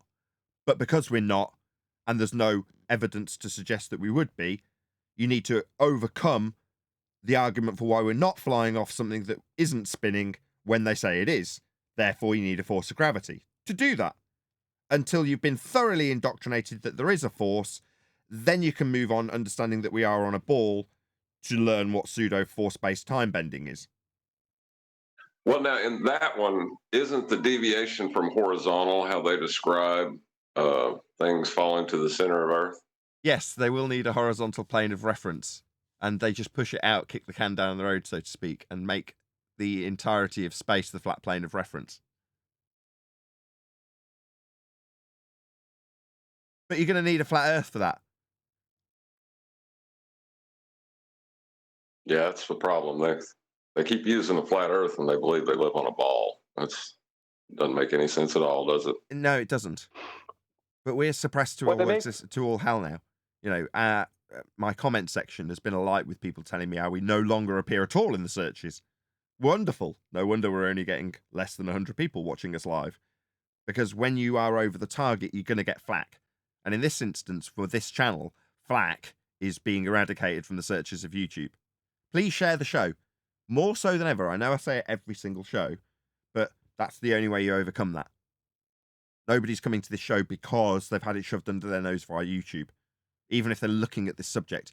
Even if you are ingrained in this subject and a videographer making content on this subject, you will still not find me. So the only way we get to, even in this instance, 70-odd people watching, is because people who are regulars share the show. And then this information makes its way to those who are interested in it, and indeed those who want to suppress it. Any scientific evidence? Oh, we've already had that. Any single viable hypothesis from any of the fields of astronomy, cosmology, or astrophysics? Well, what I'm going to say here is not a direct answer to that, but it's leading into that. I just wanted to say it at the end of the last section. Space-time, according to Einstein, special relativity is a flat plane. Now, when we do celestial navigation, or when I don't do it, but when it's done, basically they're treating the sky as a one flat plane that's parallel to another flat plane below it. That's correct. So it's not interesting. Yes, that's exactly what John just went through, but thank you for reiterating it. Precisely. Well, I didn't think John was talking about that specifically, so sorry. No, he John. was. He was, definitely. pay attention. No, he was. Okay, Absolutely. I apologize. And scientific evidence for, is there any viable hypothesis? Well, what Indeed. would be a viable hypothesis then? What is a viable scientific hypothesis? A viable scientific hypothesis would be your supposition of the cause of an effect you observed in nature formulated alongside a null, which suggests that your cause will not cause the effect you observed in nature. That's a fully formulated, viable scientific prediction, otherwise known as a hypothesis. So if I observed, as an astronomer, if I observed a total solar eclipse in 1919, and I saw a star that appeared to be, let's just say, moved from the position that I expected it to be in, or visible when I expected it to be not visible, could I then say my cause is the bending of space-time No, via the uneven distribution of mass? You're ascribing a mathematical geometry to an already described cause and effect relationship that you have got predetermined with an outcome that's unfavourable to your prediction. Now, after your unfavourable outcome in your non-scientific prediction, you're ascribing a geometry. This is in no way scientific. Step one would be observe the phenomena if you're saying the phenomena can be either one phenomena at a time, the eclipse, or something that varies in the star described alongside the eclipse. If there's a variation that can be observed, that would be a phenomena. And you can then suppose the cause of that phenomena with the star, or in the case of the eclipse, suppose the cause of the eclipse, and then go on to vary it and see if it validates the alternative, which is your supposed cause will give you an eclipse, or validate the null, your supposed cause will not give you an eclipse. But that's it. That's the limitation of science. It's narrow. You can only take one phenomena that you've observed. Oh, why did that happen? Okay, that's your dependent variable. Why did that happen is your independent variable. I think this caused it. Well, then you just vary what you think caused it and see if it causes it or not. If it doesn't cause it, you've validated, proven, you're null. A didn't cause B. That's a null hypothesis. But getting to this, if I see an eclipse and this star, no, there's no and X when you've observed a phenomena already. The phenomena is the eclipse. If I got like a canister of some kind of cold liquid, and I heated some of the canister, and it caused something to maybe appear slightly above it that would have been more below it, would that not be proving what I'm saying, or would that be a complete load of horse manure? What you're trying to induce is the effect. If the effect is an explosion in your back garden, so you walk out one day, you're just standing on your porch smoking a cigarette, and suddenly there's a massive explosion in the middle of the garden, right? When you suppose a cause of that effect, what you want to happen when you vary and manipulate that which you assume caused the effect you just observed is the same effect happening. So, in other words, no explosion is the norm. That's null if you vary the wrong thing. Nothing happens, no explosion. If you vary the correct presumed cause of the effect and identically replicate that which you observed in the first instance, you have caused the phenomena to happen. Therefore, establish what caused it. Now, in the case of eclipses, you need to vary something and make an eclipse happen. That is as simple as that. Hey, there. Good morning, y'all. Good morning. Therefore, certain things you can't do the scientific method to get them empirical, right? Some things you just can't. Some things you just have to leave it alone, right? Like what? Give me an example. Like the eclipse thing. How can you emulate that? How can you repeat that? That's the question. That's the point of the method, D. Right. Why?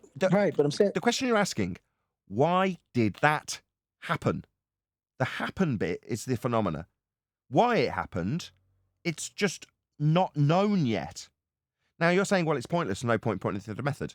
I suppose that the local content of the air in terms of its helium will be the causal influencer of an eclipse, D. Rose. So my scientific prediction is helium content in air between me, the viewer, and the sky will cause the eclipse to occur. That's my independent variable and my dependent variable. My null is that the variation of the helium content of the air viewing through which the sky is viewed will not cause an eclipse. So then what do you think I do next? I vary and manipulate the amount of helium between me and the observation of the sky and see if an eclipse happens. Oh, it didn't? Gotcha. Was that pointless? Not at all. Tick. I just validated my null hypothesis. That's science. I proved something. I proved it wasn't that. But no, not at all. It's absolutely within the purview of science. It's right up its alley, D. That's why, back to what you were saying to Jaron, science does prove things and disproves things. So if the methodology is used properly, you still find out empirically that helium does not cause an eclipse. Well, I haven't done it. So I can say it. Don't mistake my hypothesis construction for an experiment. That's another trick they use. You formulate a hypothesis and suddenly that statement becomes true. So the variation of helium content in the air doesn't cause eclipses. Let's see the systematic experimentation that validated that null outcome. Have you got that, D? Nope. Well, then we haven't disproven our alternative / proven our null, because we haven't done any systematic experimentation on the rather shoddy hypothesis I constructed on the fly. Science is being crapped on in every angle you could think of. Yeah. Sure, but do you see how I could just take my suppositional statement of cause and just in the way I verbalize it, I can just do it with inflection. The way I say it can differ. I'll give you two versions. If helium content, then eclipse. Now, if I just change the intonation, well, if helium content, then eclipses. It's the same statement. Right. But suddenly one is made in the affirmative, like it's a true statement. I ignore the null entirely. Let's just mention the null. Let's not mention the zero difference outcome, because that implies that there's got to be an outcome. We've got to do something to get to the outcome. If I just affirm my alternative hypothesis to you with an upward inflection, helium content causes eclipses, D. Say it as an affirmative positive statement, and suddenly you've got a scientific prediction on your hands. So we've got science. See how easy that was? Yeah. And if you can, it's really nice if you can get anybody that challenges you to take a positive position against what you're saying. Let's do that right now, so John. What's that you say? Helium doesn't cause eclipses. How dare you? That's science. What is it that you say causes eclipses, John, flat earth idiot? Oxygen. Oxygen's causing eclipses. Durr. No, it doesn't. It's helium. It's science. It's in my hypothesis. Let's argue back and forth for the next 40 minutes. And because I promote the globe, my draw is basically a win when neither of us get an outcome of this totally invalidated, non-scientific argument about two idiots formulating a hypothesis that hasn't been validated, and which one of the two unvalidated hypotheses is correct, when neither have actually been through the method because they haven't had any systematic experimentation attached to the affirmative statement called a hypothesis. So it can generally elude that we've proven something with our statements. No, we haven't. Let's argue about it for 45 minutes, John. It's not oxygen, it's helium. And Nathan, you know what the problem is? Depending on who the two parties are that's arguing, if that one party is like a Neil deGrasse or Michikuko or whatever, these people who are supposedly popular mainstream representatives of pseudoscience, but tagged as scientists, and you're just somebody from YouTube or someone who even more adept to the knowledge of the scientific methodology, they're not going to believe, the public is not going to believe you, the little guy. They're going to believe Neil. They're going to believe Michikuko. They're going to believe Becky, all of them people like that. And that's the problem. Yeah. I hear you. We discussed this in the pre-show. My empathy wanes with every day that passes for people who want to express their beliefs in ether or Michio Kaku's pseudo-bent space-time, string theory. If you find solace in these beliefs when we are disseminating the method of science and how it operates, then more fool you. You're bad, not mine. And I'm not going to concern myself.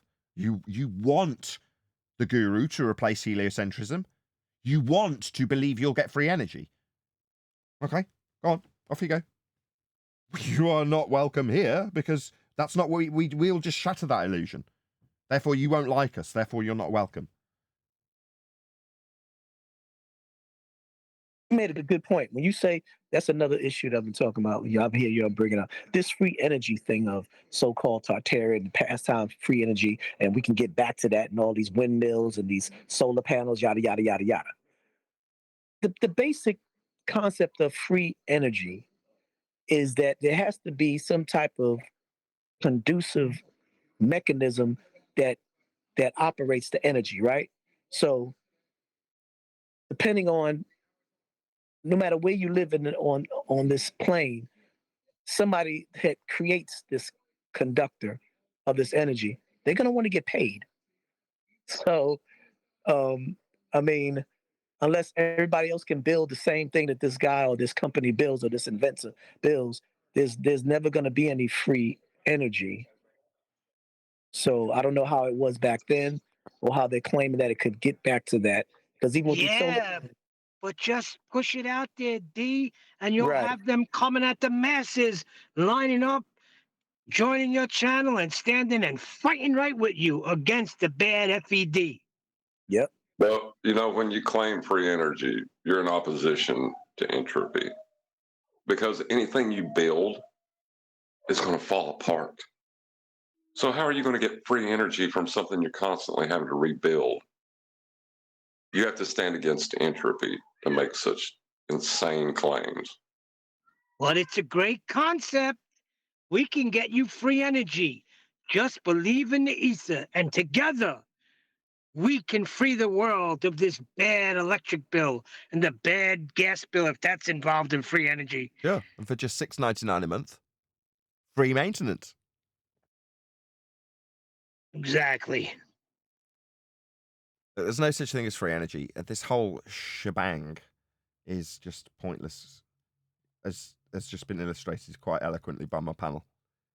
There's always going to be some process involved, even if the generation of electricity itself was completely devoid of any cost. The distribution of the electricity would still cost money. But yeah, there we go. Shout out to Godzilla37. My brother claims that Tesla. Sorry, just one sec. Shout out to Godzilla37. He says, support what you like. Also, shout out to D-Rose. He doesn't get enough love. How do you know how much love he gets? He's got a very loving wife, as I understand. Thank you, brother. Thank you, Godzilla37. Appreciate you, brother. It's not Godzilla, it's Godzilla, number one. Number two, my brother says free energy is possible if we all had a Tesla coil in our back. We could have free energy. This is the brother that brought me to Flat Earth, but I'm sorry, he's still in a feast of nonsense. I can't get him out. A Tesla coil? So, go ahead, correct. John. You're far better versed to cover this than I. Let's face it.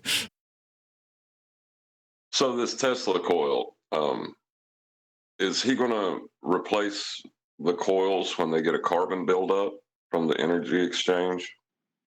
Yes, he claims that everybody could self-maintain their own Tesla coil. Now he's a master in air conditioning and stuff like that. His mind works in a way that I don't understand. And the way he explains it, it sounds, doable, but I don't know. Like I said, he's still in the feast of nonsense. But Neil, that's what I'm saying. Let's not knock. I don't want to knock the engineers who are the ones doing the grimy work, creating these things, just like policing or anything, the government, whatever.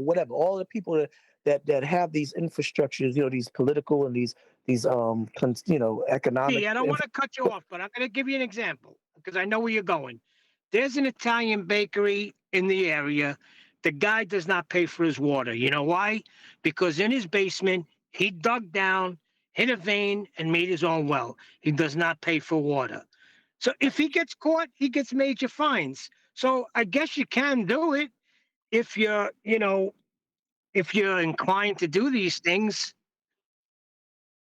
But I know in rural areas or where you have property, and of course, you may have to pay for a digging permit or whatever to dig a certain area, make sure you don't hit other lines or whatever. But you can make wells. It's going to cost you, but you still have to buy the equipment.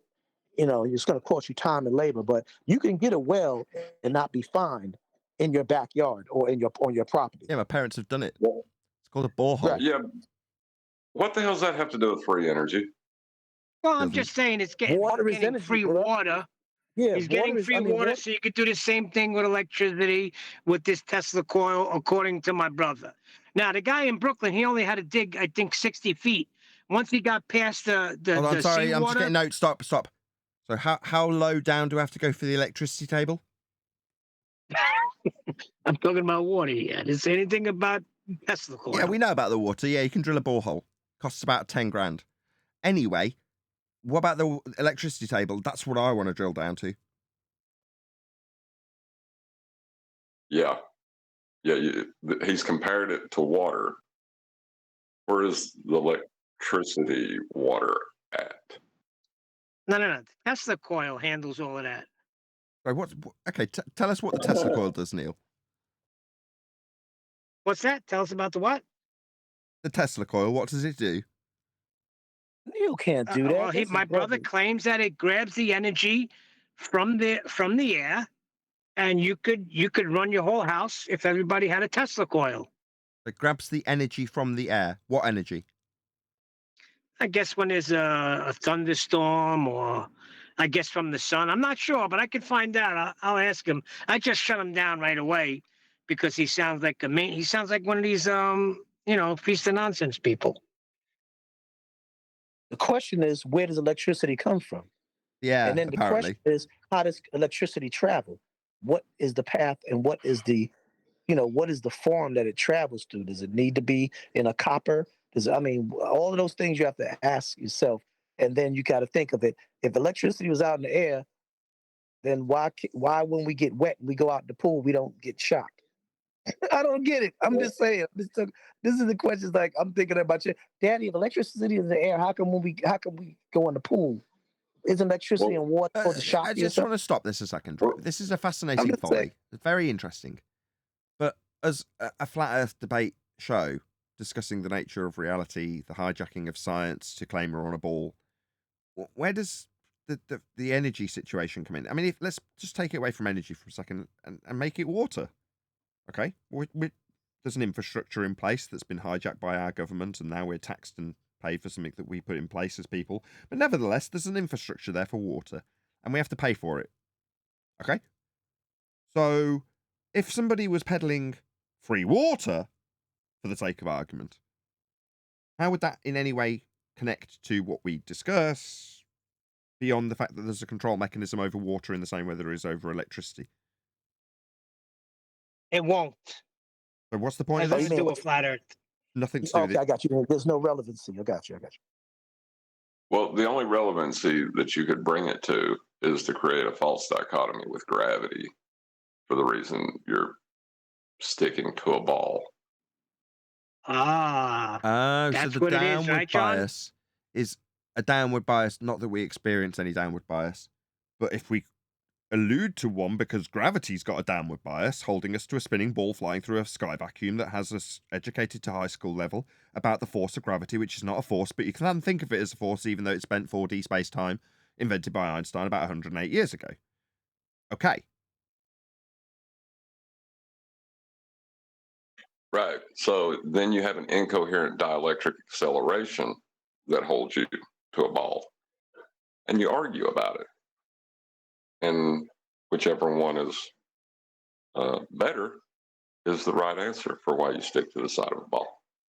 Alternatively, if we argue about it and me, the ball-believing idiot, is arguing the affirmative of gravity over and above your affirmative position that there's an incoherent dielectric accelerative downward bias, the draw would ultimately mean a win for the globe. Well, even if I win, asserting a downward bias is still a win for the globe. So it's a win-win situation for them. Certainly is. I think the key word is incoherent there.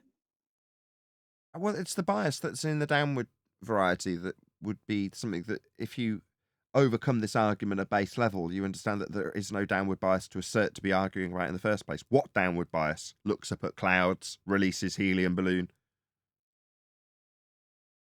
Well, I think that's the quick way to end it. Or you could argue endlessly, which I think most people just want an argument, right?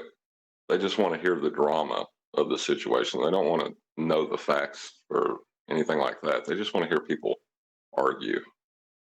Well, I was told all I have is helium, clouds, and nothing else uh, does not go down. Besides those things, everything goes down. That's what I was told this very weekend. Besides that, everything. Well, With- see, that's not true either. Like, entropy is not a direction. So anything small enough will not fall down.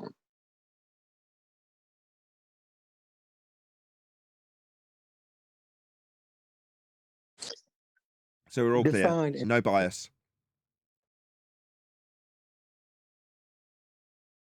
The only reason we've got a bias in the first instance is to have us stuck to a side of a spinning water ball flying through a sky vacuum. It's the only reason we're arguing about this. There's no benefit to a positive flat earth claim of a downward bias. What does it benefit a flat earther to say there's a downward bias? Other than offering a false dichotomy to our opponents. Now, we've been discussing globebusters quite a lot on this particular show, but they offer that up on a platter as a false dichotomy. Right, but it's interesting they got that false dichotomy from the electric universe, which is a heliocentric concept. Correct. Is it not? It is. An alternative heliocentric universe. Ball Earth in tow. Well, they don't hide it. They say, see, gravity not needed. That's with it, flying. No need for gravity. We have this now. Right, and if you're a baller, you could take that statement and say, see, that's how you stick to the side of a ball, Whitsit. Yeah. Incoherent dielectric acceleration keeps us pegged to a side of a spinning water ball flying through a sky vacuum. Speaking of which, any evidence that you can have the gas pressure that we're all breathing currently without a container? No, I could demonstrate it, but I need about 3 or 4 containers. That's not going to fly.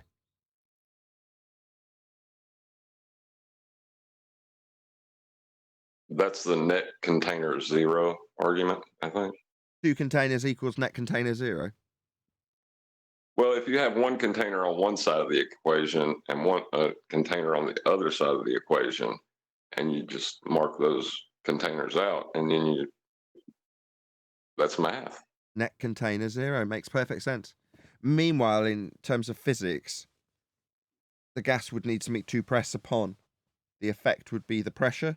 The cause would be the force of the gas exerting its pressing motion on the walls of that container. That's how you develop gas pressure. No, Well, no, yeah. blue marble science demonstrated an open pipe, and Nathan, it was still there.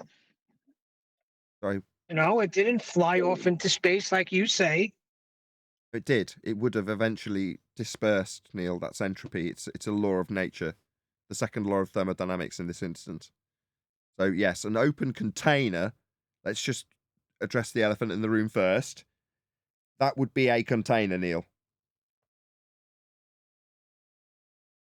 Oh dear.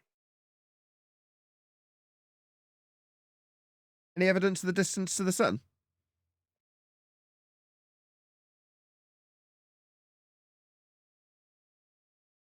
If I use angles from a flat plane, can I assert a heliocentric universe and then give a distance based on the angles from a flat Earth? Yes, you can. And people do. Okay. It's shocking, isn't it? How would you get the distance to the sun anyway? How would you actually do that? Well, first you need to know what it is.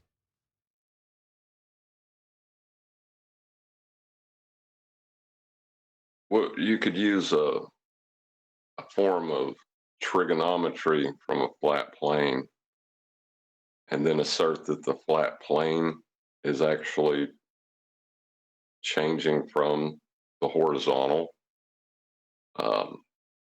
to give you parallel lines from the sun. That And won't then give you a assert distance.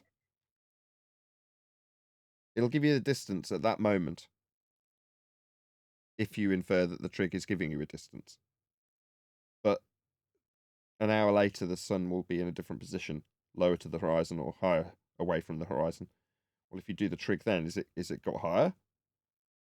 Maybe it has, but we don't know what it is.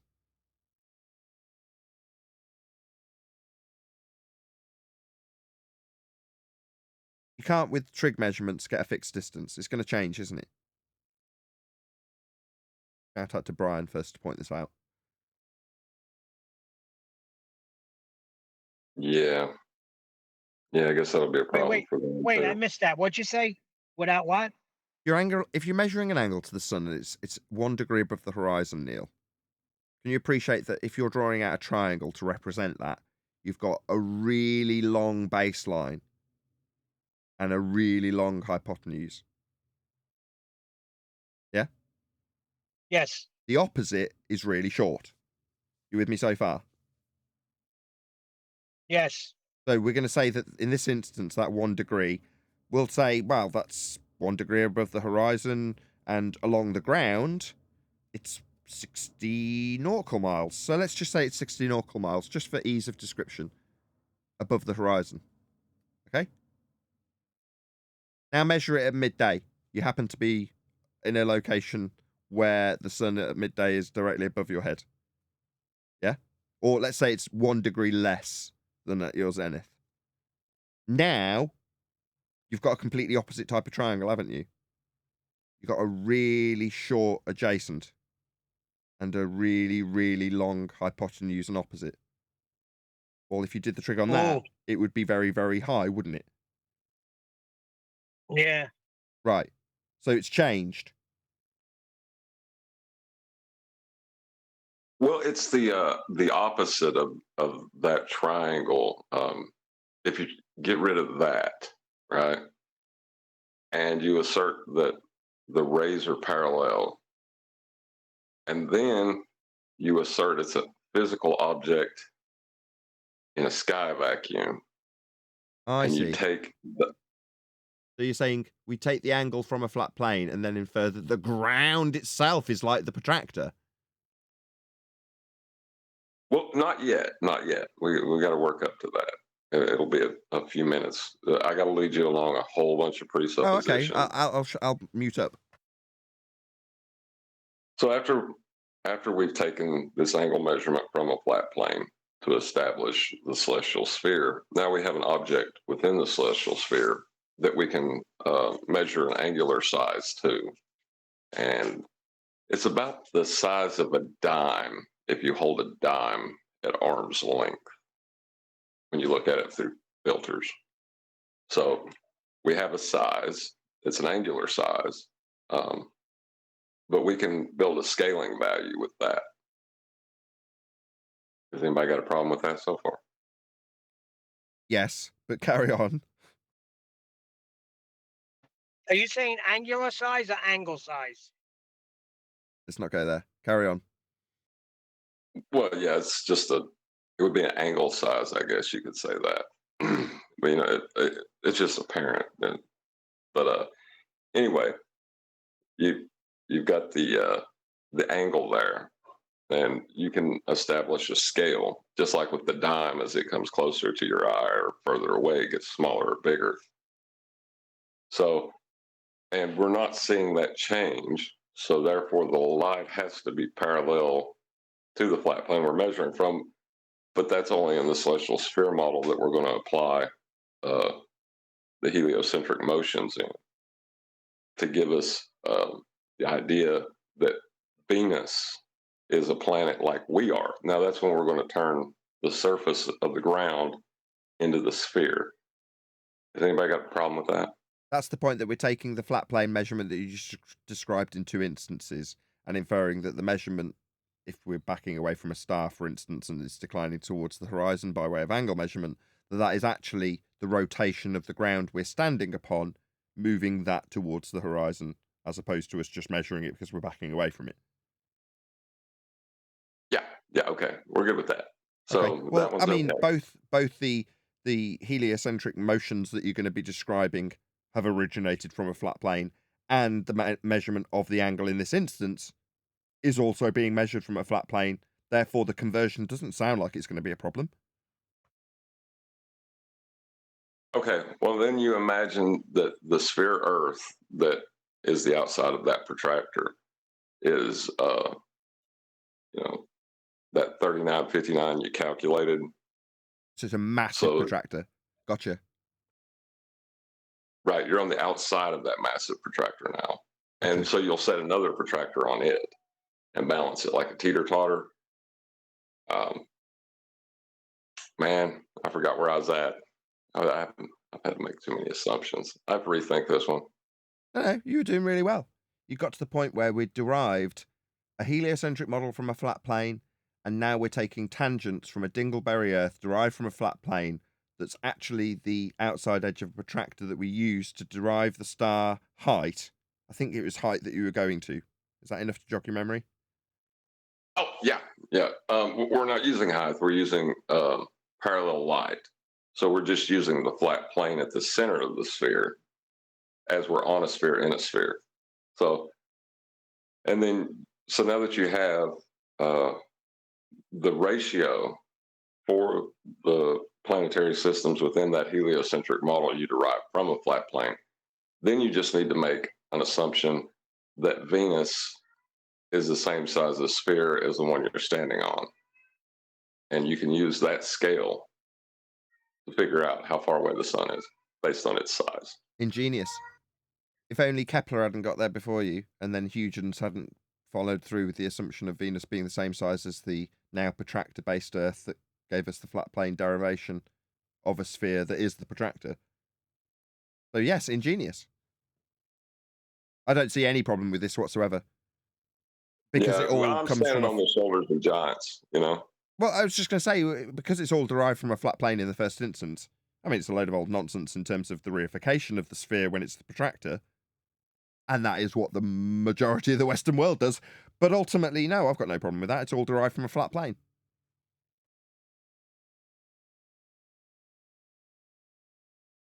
Maybe I we guess should there's just nothing to accept that. argue about then, is there? Let's just pack up. The globe came from a flat plane. We know it. You don't. You still reify it into an actual globe. Oh, well, more for you. That's it, lads. We're done. We're packing up. No, I'm only joking.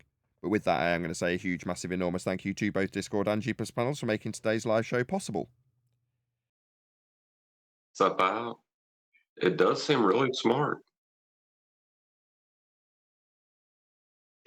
I thought I was going to be around when we reached the Jetson stage. We were buzzing around other planets and flying cars. And they had to come along and destroy it where you can't have gas pressure without containment. You know, QE.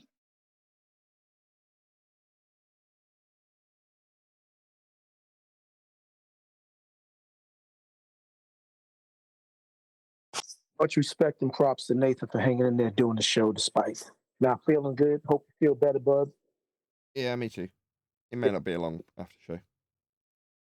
Man up and handle it. You're in a serious discussion here about our nature of reality. Suck it up, baby. Chew gum. Thanks, Neil. Thanks. Neil, we kidding. have you ever thought about a career in nursing?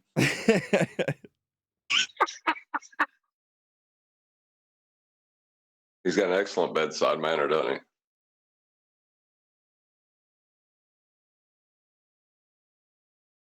he? Listen, nobody loves Nathan more than me and the show. But he I'll let does my get wife to know. be a little whiny. He whines a little bit.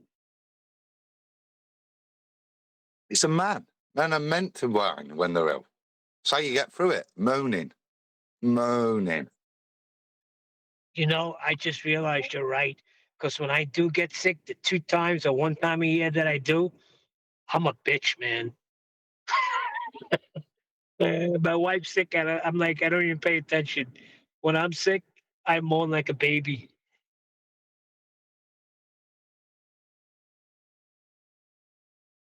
Yeah, I'm just going to call that show Housekeeping.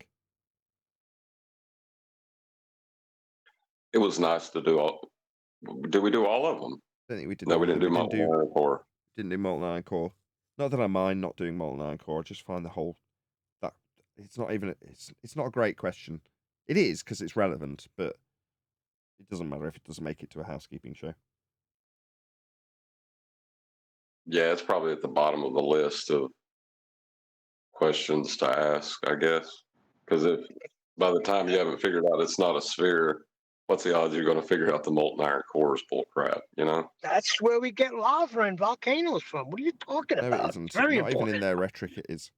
It's not where they get volcanoes from in the heliocentric rhetoric either. Tectonic activities where you get volcanoes from. Anyway, look up the Ring of Fire, Neil. Not that I'm suggesting that is true I'm not either. I saying don't know me. that. I've had ballers tell me that. Yeah, because they're idiots. They don't know their own rhetoric. That's not part of their rhetoric, is my point. It doesn't matter even if it was, because Earth's not a sphere. How they describe tectonic activity in terms of how Earth as a sphere creates that tectonic activity is obviously also bullshit.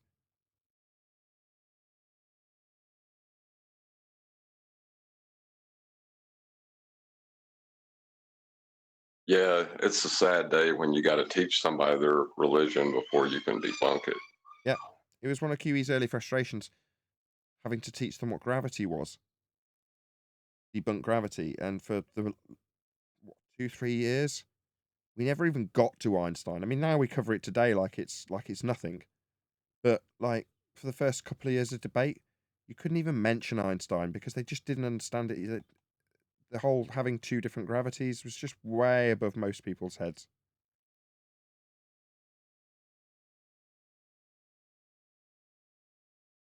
Anyway, what was it we were covering today that was frustrating for them? The horizon. Oh, yeah.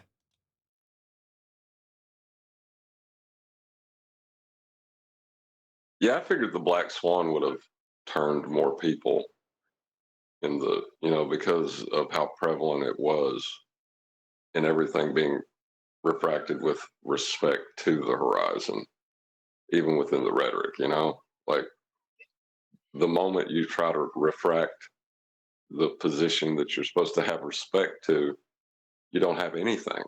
You're made a rubber ruler that's useless. Wasn't there a bet that some people would take 6 months, a year? Wasn't I the one that said some people will never get it? Oh yes, I was the one.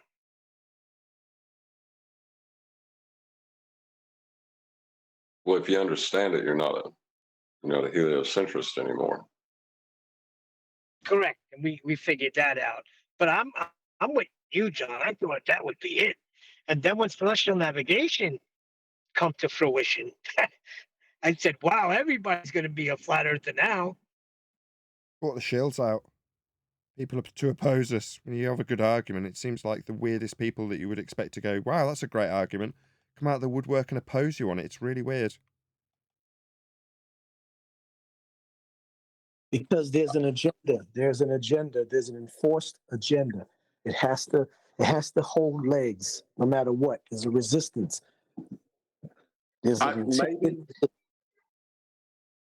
you may be right about that. I'm not saying I know, but I think it's people want to argue, and at the moment you can end an argument, they're not going to thank you for it if they're there to argue. You see what I mean? Maybe. Like if with the gravity pointing out that there is no downward bias. Well, people who are arguing for an ether are not going to thank you for ending the argument because they're asserting an incoherent dielectric acceleration causing the downward bias. You see what I mean? Like, they don't like you stepping in and ending the argument. They want to have it. You do get that from our own side, though. I mean, some people still want to figure out what causes the positive claim made by the globe believer. Therefore, they get into the wrangle dangle because they haven't got an answer yet.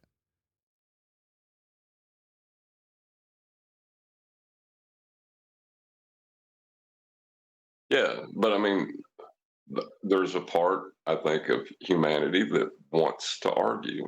There's just a part of us that wants to challenge, you know.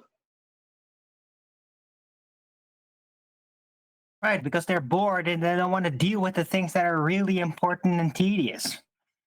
Well, So they Yeah, just but there is no start bickering to more. distract themselves with. hold up now, hold up Sorry, now, Owen. hold up now, hold up There is now. no more argument though. So what could they be arguing about? Argument's over. You There's say it both, all the time, John. What's the point of contention? there's It's not both about the sides, contention, it's about the arguing itself. but Right. that's how that's how they look at us too. There's both sides of that. They look at us as we just like to argue, even though we're speaking the facts of the truth. Still, they're looking at it like that's part of critical thinking and challenging. You have to resist the lie, the narrative. So the argument is inevitable. It's unavoidable. You can't help it. You either be quiet and don't question, don't challenge, and don't debate, or you have to stand on the foundation. You either stand on the lie, you stand on the truth. At the end of the day, everybody must argue, because unless you concede or unless you just let them keep telling a lie and you keep a quiet, just stay quiet, that's the only way it's going to be, no arguing. But other than that, you have to argue. You have to argue. Once you Are find you somebody, talking about the normies, or are you talking about the people we debate with? even the Talking about just regular normies, people? even the normies, Neil, the normies were once us. We were once normies, and then we became what we are now. But that's what I'm saying. A lot of the normies, the problem with them are, a lot of them don't argue. They don't challenge the authority. They don't challenge what they're being indoctrinated and say, like what Chocolate always said. He said, well, wait a minute. Or like what Tent said, he said, wait a minute. If you don't argue, then you don't convert to people like us that finally found out that we were being told a lie. Now, then you got the people that like to argue that you're saying it's like Craig and and Roofy and Rumpet, because they got an agenda. They know we're talking. They know we're saying the truth. They know this, but it's their job to maintain and keep legs on this narrative, because there's a large agenda. There's a huge agenda, and it's supported by people beyond our pay grade. I don't know about that. I just said I don't that either. human nature is to argue, and there's some things that aren't debatable. Some things you cannot argue, but people want to have arguments about them anyway.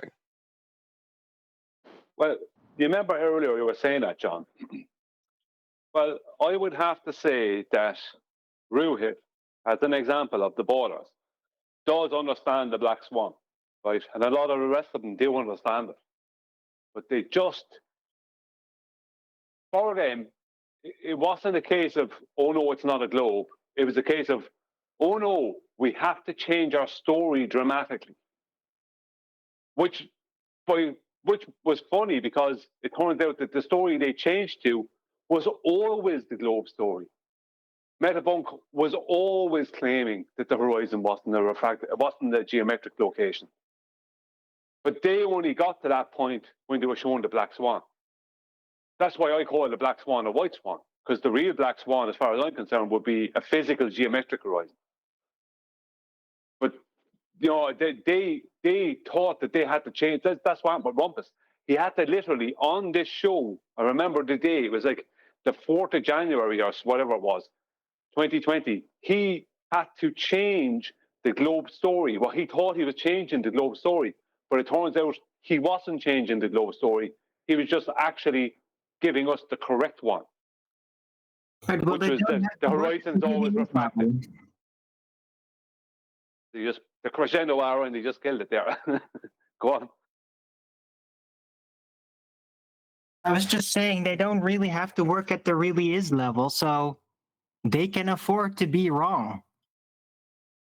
Well, yeah, but the thing about this is that what happened in 2020 was that we had a lot of people who had to start banging the correct heliocentric drum, but they thought they were changing heliocentrism. They thought they were changing the story around, not realizing, no, Metabunk showed them for years. It's always been a claimed refracted position. It's never claimed to be geometric. So every argument they made about a geometric horizon prior to 2020 was not in line with the globe claims. And all the arguments they've made since then are in line with the globe claims. But they just don't have any geometry for that globe to back up those claims. Right, because the boats going over the horizon was always a children's explanation, you see? Because they're not going to try to explain to a child how terrestrial refraction bends it around the curve and all that kind of crazy shit, because they'd never get it at that age. It's meant for children, that part. It was never meant. I would say it's meant for everyone. I'd say it was meant for everyone. Yeah. I would say the small print was that the horizon is always always a claimed constantly refracted position. So rather than it being for children, no, they were telling everyone that rubbish because they were liars. Those who knew. Mick West is a liar because he knew all that. One second here, please. This part here is a little bit important. He knew because he had his own curve calculator that showed it. He knew all that time that everyone who was arguing for a geometric globe horizon blocking things, he knew that was wrong. He knew it, and he said nothing. So there is someone who was definitely a liar. Mick West is a liar. Well, because he doesn't. So wait, can I ask my question now? So you're saying that the globe claims it never claimed a geometric horizon? Is that what you're saying? Yes, that's what I've been saying for ages. They've never claimed the horizon is geometric. They've always claimed it was a refracted position, constantly refracted. And so they've never claimed the horizon is geometric. People were under the impression that they did because they were told the boats were sailing over it. So they were given the impression it was physical, and no one told them any different. The small print, the heliocentric small print, it's actually refracted. That's our actual claim, not geometric. Well, now, the dogma was changed. Andrew Thomas Young went through that, right? In the changing it. But initially, the dogma of Al-Biruni was a physical geometric horizon. No, that dogma was around that dogma was around a long time before Andrew Thomas Young. It was around back in the time of Samuel Rowbotham, because that's what the surveyor Wallace, he had it out with your man Wallace. Wallace was trying to claim all kinds of things were geometric, were refracted. You know what I mean? That's all refracted. It was with respect to the horizon. Well, they weren't talking about the horizon when they were talking about the canal. But the point is, they had that 7/6R BS well before Andrew Thomas Young. What happened with Andrew Thomas Young? What happened with? Just 1 second. What happened with Andrew Thomas Young is he went out, saw everything was flat, and then said, "But it must be a globe." So this is the calculation for it being a globe. It's a refracted horizon. Do you know what I mean? Now, see, you're mixing up two things, because there's the initial 7/6R refraction, which is with respect to the geometric horizon and objects in relation to it, which has been around for a while. And then you had the newer one, which is that the horizon is refracted with respect to the horizon. That's nonsense. No, they've been claiming that horizon has been refracted thing for a long, long time. That's all Andrew Thomas Young did. He went out, he saw this is what he states. Everything, all our measurements are over a flat plane, but we know the Earth is not flat. We know the Earth is a globe. So we must, have some geometric considerations, which then allowed him to start claiming 7/6R. Which means he was claiming a refracted horizon, because the horizon he was looking at was in a horizontal. There was no curve between him and the horizon, and he knew it. So as soon as 7/6R was being uttered in any way, shape, or form, and it was being uttered by surveying before him, they were bringing this up before him, geodetic surveying, right?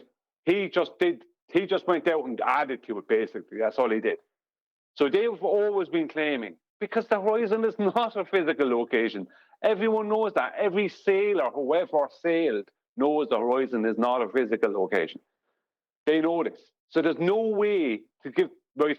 But if you want to tell people who don't know any better, which is most of the world, that the boat is sailing over the horizon, they're not really going to question it. They're going to go, all right, that's because it's a big geometric physical thing that you sail over. And then you have people showing diagrams of boats sailing over, when in reality, they were never, the small print, globe small print, it's actually claimed to be refracted. That's our real claim. They've always been claiming that. It's a complete farce. Because how could you claim it's, go on. Even the refracted horizon is still below sea level. You can't refract it. Yeah, but see, this is the thing. This is the thing. If you go to Metabunk and you look at that 7/6, right, they're dipped to their 7/6 or horizon, right? All those, from every height that you use, right, and you match those to the Nautical Almanac, right, dip table, right, they'll all be very close, a little bit more, but very close to the actual dip corrections, right? So all they had to do was match the dip corrections in celestial navigation as best they could, while still being able to claim a globe. So what you're saying is true. It's actually not at the horizon we're looking at it. Their 7/6 or refracted position is slightly below that, but it's close enough for them to claim it's a globe in their own minds. And that's what they did, because they had to match the dip correction. Because you say it yourself. The globe comes from a depression angle between eye level and surface level. That's where it comes from. So how can they make up that surface level? They can make up a refractive position that's close to the surface level, close enough for them to say it's inconsequential and just, it's a globe. Oh, it's just not geometric. Do you know what I mean? The whole lot is such a convoluted mess of lies, and mostly self-deception with most of them. I won't argue that it's self-deception because I don't know. That could be it, but I don't know if most of the people because all of these calculations are from measurements from a flat plane, it's easy to convert it, So the religious dogma that goes with it, like the refracted horizon and all that dogma, they've been made apologetics for what you're actually doing. So I don't know if they're lying or just really, really ignorant, willfully ignorant. But some of them are just ignorant, but there's others who are just liars. Mick West So is a liar. I've always said both. Well, Mick West is a liar. I can say that for definite, because he always knew. Whereas Rhetoric is delusional, and who would be ignorant? Your man Joss Lays, if you ever come across him, that guy, he's a liar too, but he's an ignorant liar. Yeah, but with Mick West is much smarter than all that. What about Flat Earth now? Hold on, with Mick West, is it really his job to go out and correct every glober that gets the rhetoric wrong? Well, yeah, he's a science communicator coordinator. Yeah, but that would be like saying that it's our job that we go out anytime a flat earther makes a claim about something and we correct them, or we're liars. Well, he had several years to do it while this debate was going on, and he never did it. I mean, that can only lead to one explanation. That is, the guy is a lawyer. He knew different. And he was even on this show, and he knew different. Yeah, but did he ever claim the horizon was a geometric location on this show? He didn't claim it wasn't when he knew it wasn't. And he knew people were arguing about a geometric position. Right. So he's not a liar. It's not his job to correct people that are getting things wrong. I don't think you could call him a liar for that. Wait a second. Yes, you can. He is. Go back to the oil man days. He is. He was well aware of what was being claimed there. He said nothing. He was well aware of what? That there was idiots saying the wrong stuff, and I don't see. Hold on. Say QE was well aware of certain things, and he never said anything. Right? There's a lot of idiot flat earthers. I don't think it's our job to go out and correct every one of them. Yeah, but you said the Feast of Nonsense has to be cleaned up. So that's part of that's your duty. If you claim that you're trying to tell the truth, you're trying to clarify, facts and annihilate, false claims. If you know somebody that is saying something wrong, you should have even opinion like, well, they say that, but I don't agree with it, or something. Somebody that remains silent is just as complicit as being the liar that they're not calling a liar. To me, Well, hold on. Well, I understand what John's There saying. is We a don't go piece- out looking for them, but if they come here with it, we Right. set them straight. right? And there's a difference between attacking the information when you feel like it is causing harm, which I think it's causing harm, and that's why I say what I say. To him, it was probably inconsequential. He didn't care. That doesn't make him a liar. I'm sorry. No, John. No, John. He was there while people were claiming the horizon was geometric. He was involved in the whole oil man thing. He was around. He corrected them on other things, but he chose not to correct them on that. The guy is dishonest, totally dishonest. If you have an example of him correcting them or them stating in front of him that the horizon is geometric, and he has it in his calculator that it's not, and he didn't correct them, that's the only way I can see. Like, it has to be done in front of him before I can say he's a liar. If he knew, right? So if Mick West knew that the horizon was not a geometric location and was fully aware that Ruiff and all them were arguing against Nathan and Anthony and that about the oil man thing, and they were trying to claim, and all of them, Miles Davis, all of them, they're all trying to claim the horizon, that everything was being refracted with respect to a geometric horizon. He was involved in all that, right? And he was directly involved in the in them trying to pull apart Mount San Jacinto. It's on his website, right? And in there, the horizon is being like he literally was there while the horizon was being claimed to be and calculated to be geometric. He knew it wasn't. His calculator states it's not. He knew it wasn't. He never said a word. I'm sorry, I can't see him as anything else but dishonest. He knew it. Whether he lied or was just withheld information, he was wise to the truth. Well, hold on, because so you're saying that he was in discussion with just ballers, not in active debate with flat earthers, and he would not correct them. Well, can you show that? Or do you have an example of that? I'd have to go back in time. I'd have to go back in time and go back and get audio of shows he was on. This show included. To do that. It can't be in front of flat earthers in the middle of a debate because. Well, it can be because he knows that we're trying to attack it. We're trying to attack. He knows, like, why can't it be in front of flat earthers? As flat earthers, he was withholding it from us more than he was withholding it for them. Well, see, you can't have definitely didn't want us spotting it. Well, you can't have an argument like, and then someone has an irrelevant position that's, factually inaccurate. You're dealing with the person you're arguing with, not the numpty that claims to be on your side. Yeah, that's not your responsibility to argue his points or correct him. You're dealing with someone else. I can't say that because he didn't correct the dummy next to him that he's somehow a liar for that. No, John, I can't. He knew the horizon was not a claim refracted position or claim geometric position.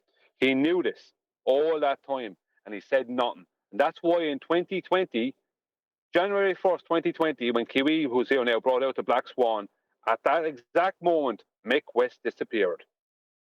This is not an accident. This is not coincidence. Right? He knew that he was going to get called out. And probably not just from us, from his own side. Where is he? Where's Mick West? He was everywhere until 2020. Now he's gone.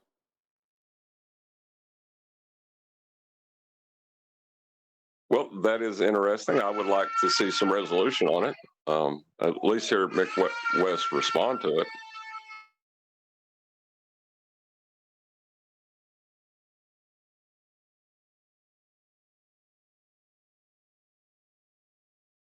do you want these guys to come back and tell you they were lying, or you just want them to just go away and stop lying? Because they a lot of them just went away and stopped lying. Did they? Other than Mick West? Who? Main surveyor, Jesse Kozlowski. They just went off the scene 2020?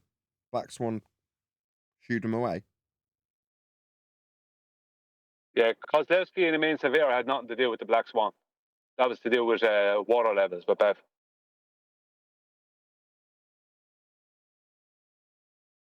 Yeah, but these people disappear. I mean, is that a bad thing?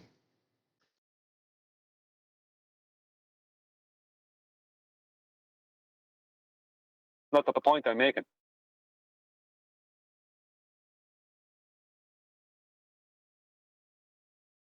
I just wouldn't expect them to come back and be like, "Hey, listen, before I head out, I'm just gonna, I just want to clarify. I did lie.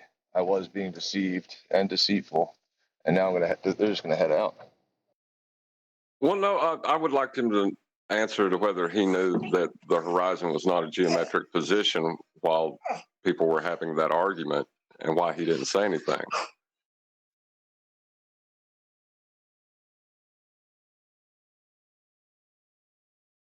I mean, wouldn't you like to know the answer to that? Not really. Yeah, they double talk all the time. It's a geometric horizon, and non-geometric, it's an optical illusion of an actual place. They double speak. It's a curved, straight, bendy line. Yeah, it's kind of like going back to NASA. Why did you lie? You know what he'll do? He'll lie some more. Well, it's a kind of a closed question, and like, why didn't you tell these people that you knew that they were wrong? If there is an example of them stating it in front of him, like, why didn't you ever correct them? Because it would prove if he's lying or not, his answer.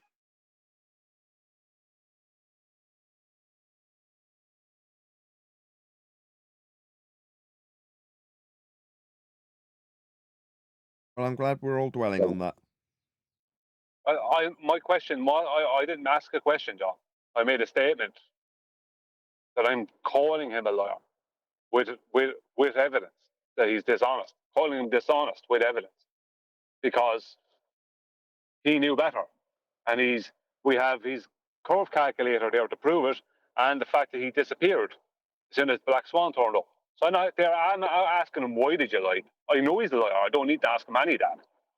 It means nothing to me what he wants to say after that.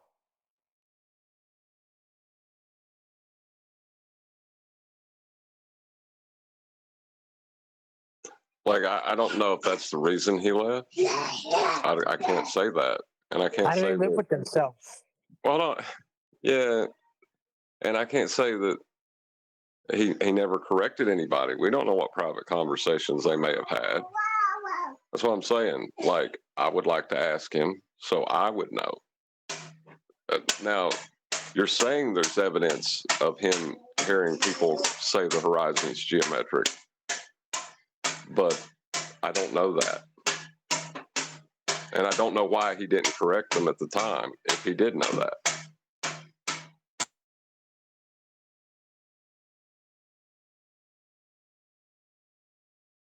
To give the kids in the background some symbols.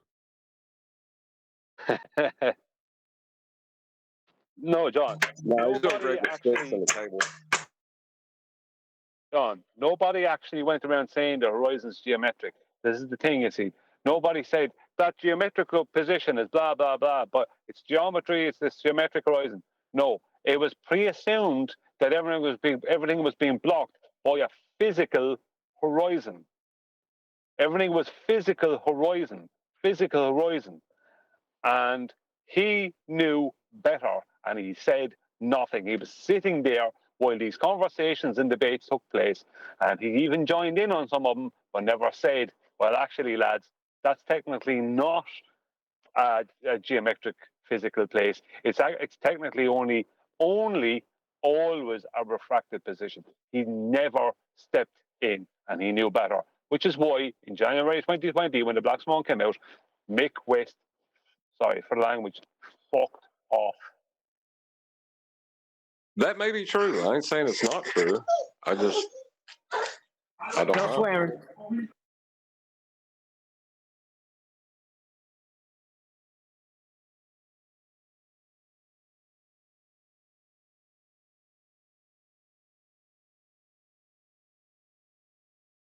The end.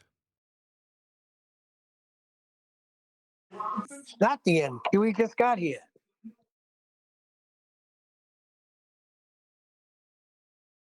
What?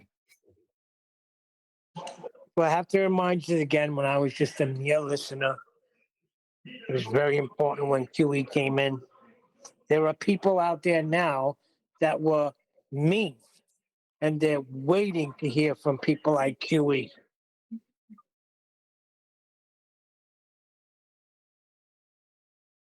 What do you want to hear? Well, back then it was different. You were going over the scientific method, and you had what's his name, Wiggles, coming in all the time, and all of those other characters. So I guess it fell off a little bit. Yeah, Wiggles come in. Wiggles just came in on his own. I didn't have him come in. I didn't say you did. I was saying it as a we. Back then we had made Wiggles him coming in. do- You made him do it. He couldn't help himself. I thought today would have been the perfect day for like somebody to, I mean, today is like a celebration of a day that we discovered that the Earth was not flat, right? Like we discovered America. So somebody might kind of like make it a pretty story. Anybody? Anybody at all? Clearly not. With that, I'm going to say a huge, massive, enormous thank you to both Discord and G+ panels for making today's after show possible. And of course, a massive thank you to all of you in either Nathan Oakley 1980 or Nathan Oakley Premiering streams. Hope you're smashing the super chat, liking, commenting, sharing, subscribing, joining as a member, and all that good stuff. I've been Nathan Oakley, and I will see you all in the next video.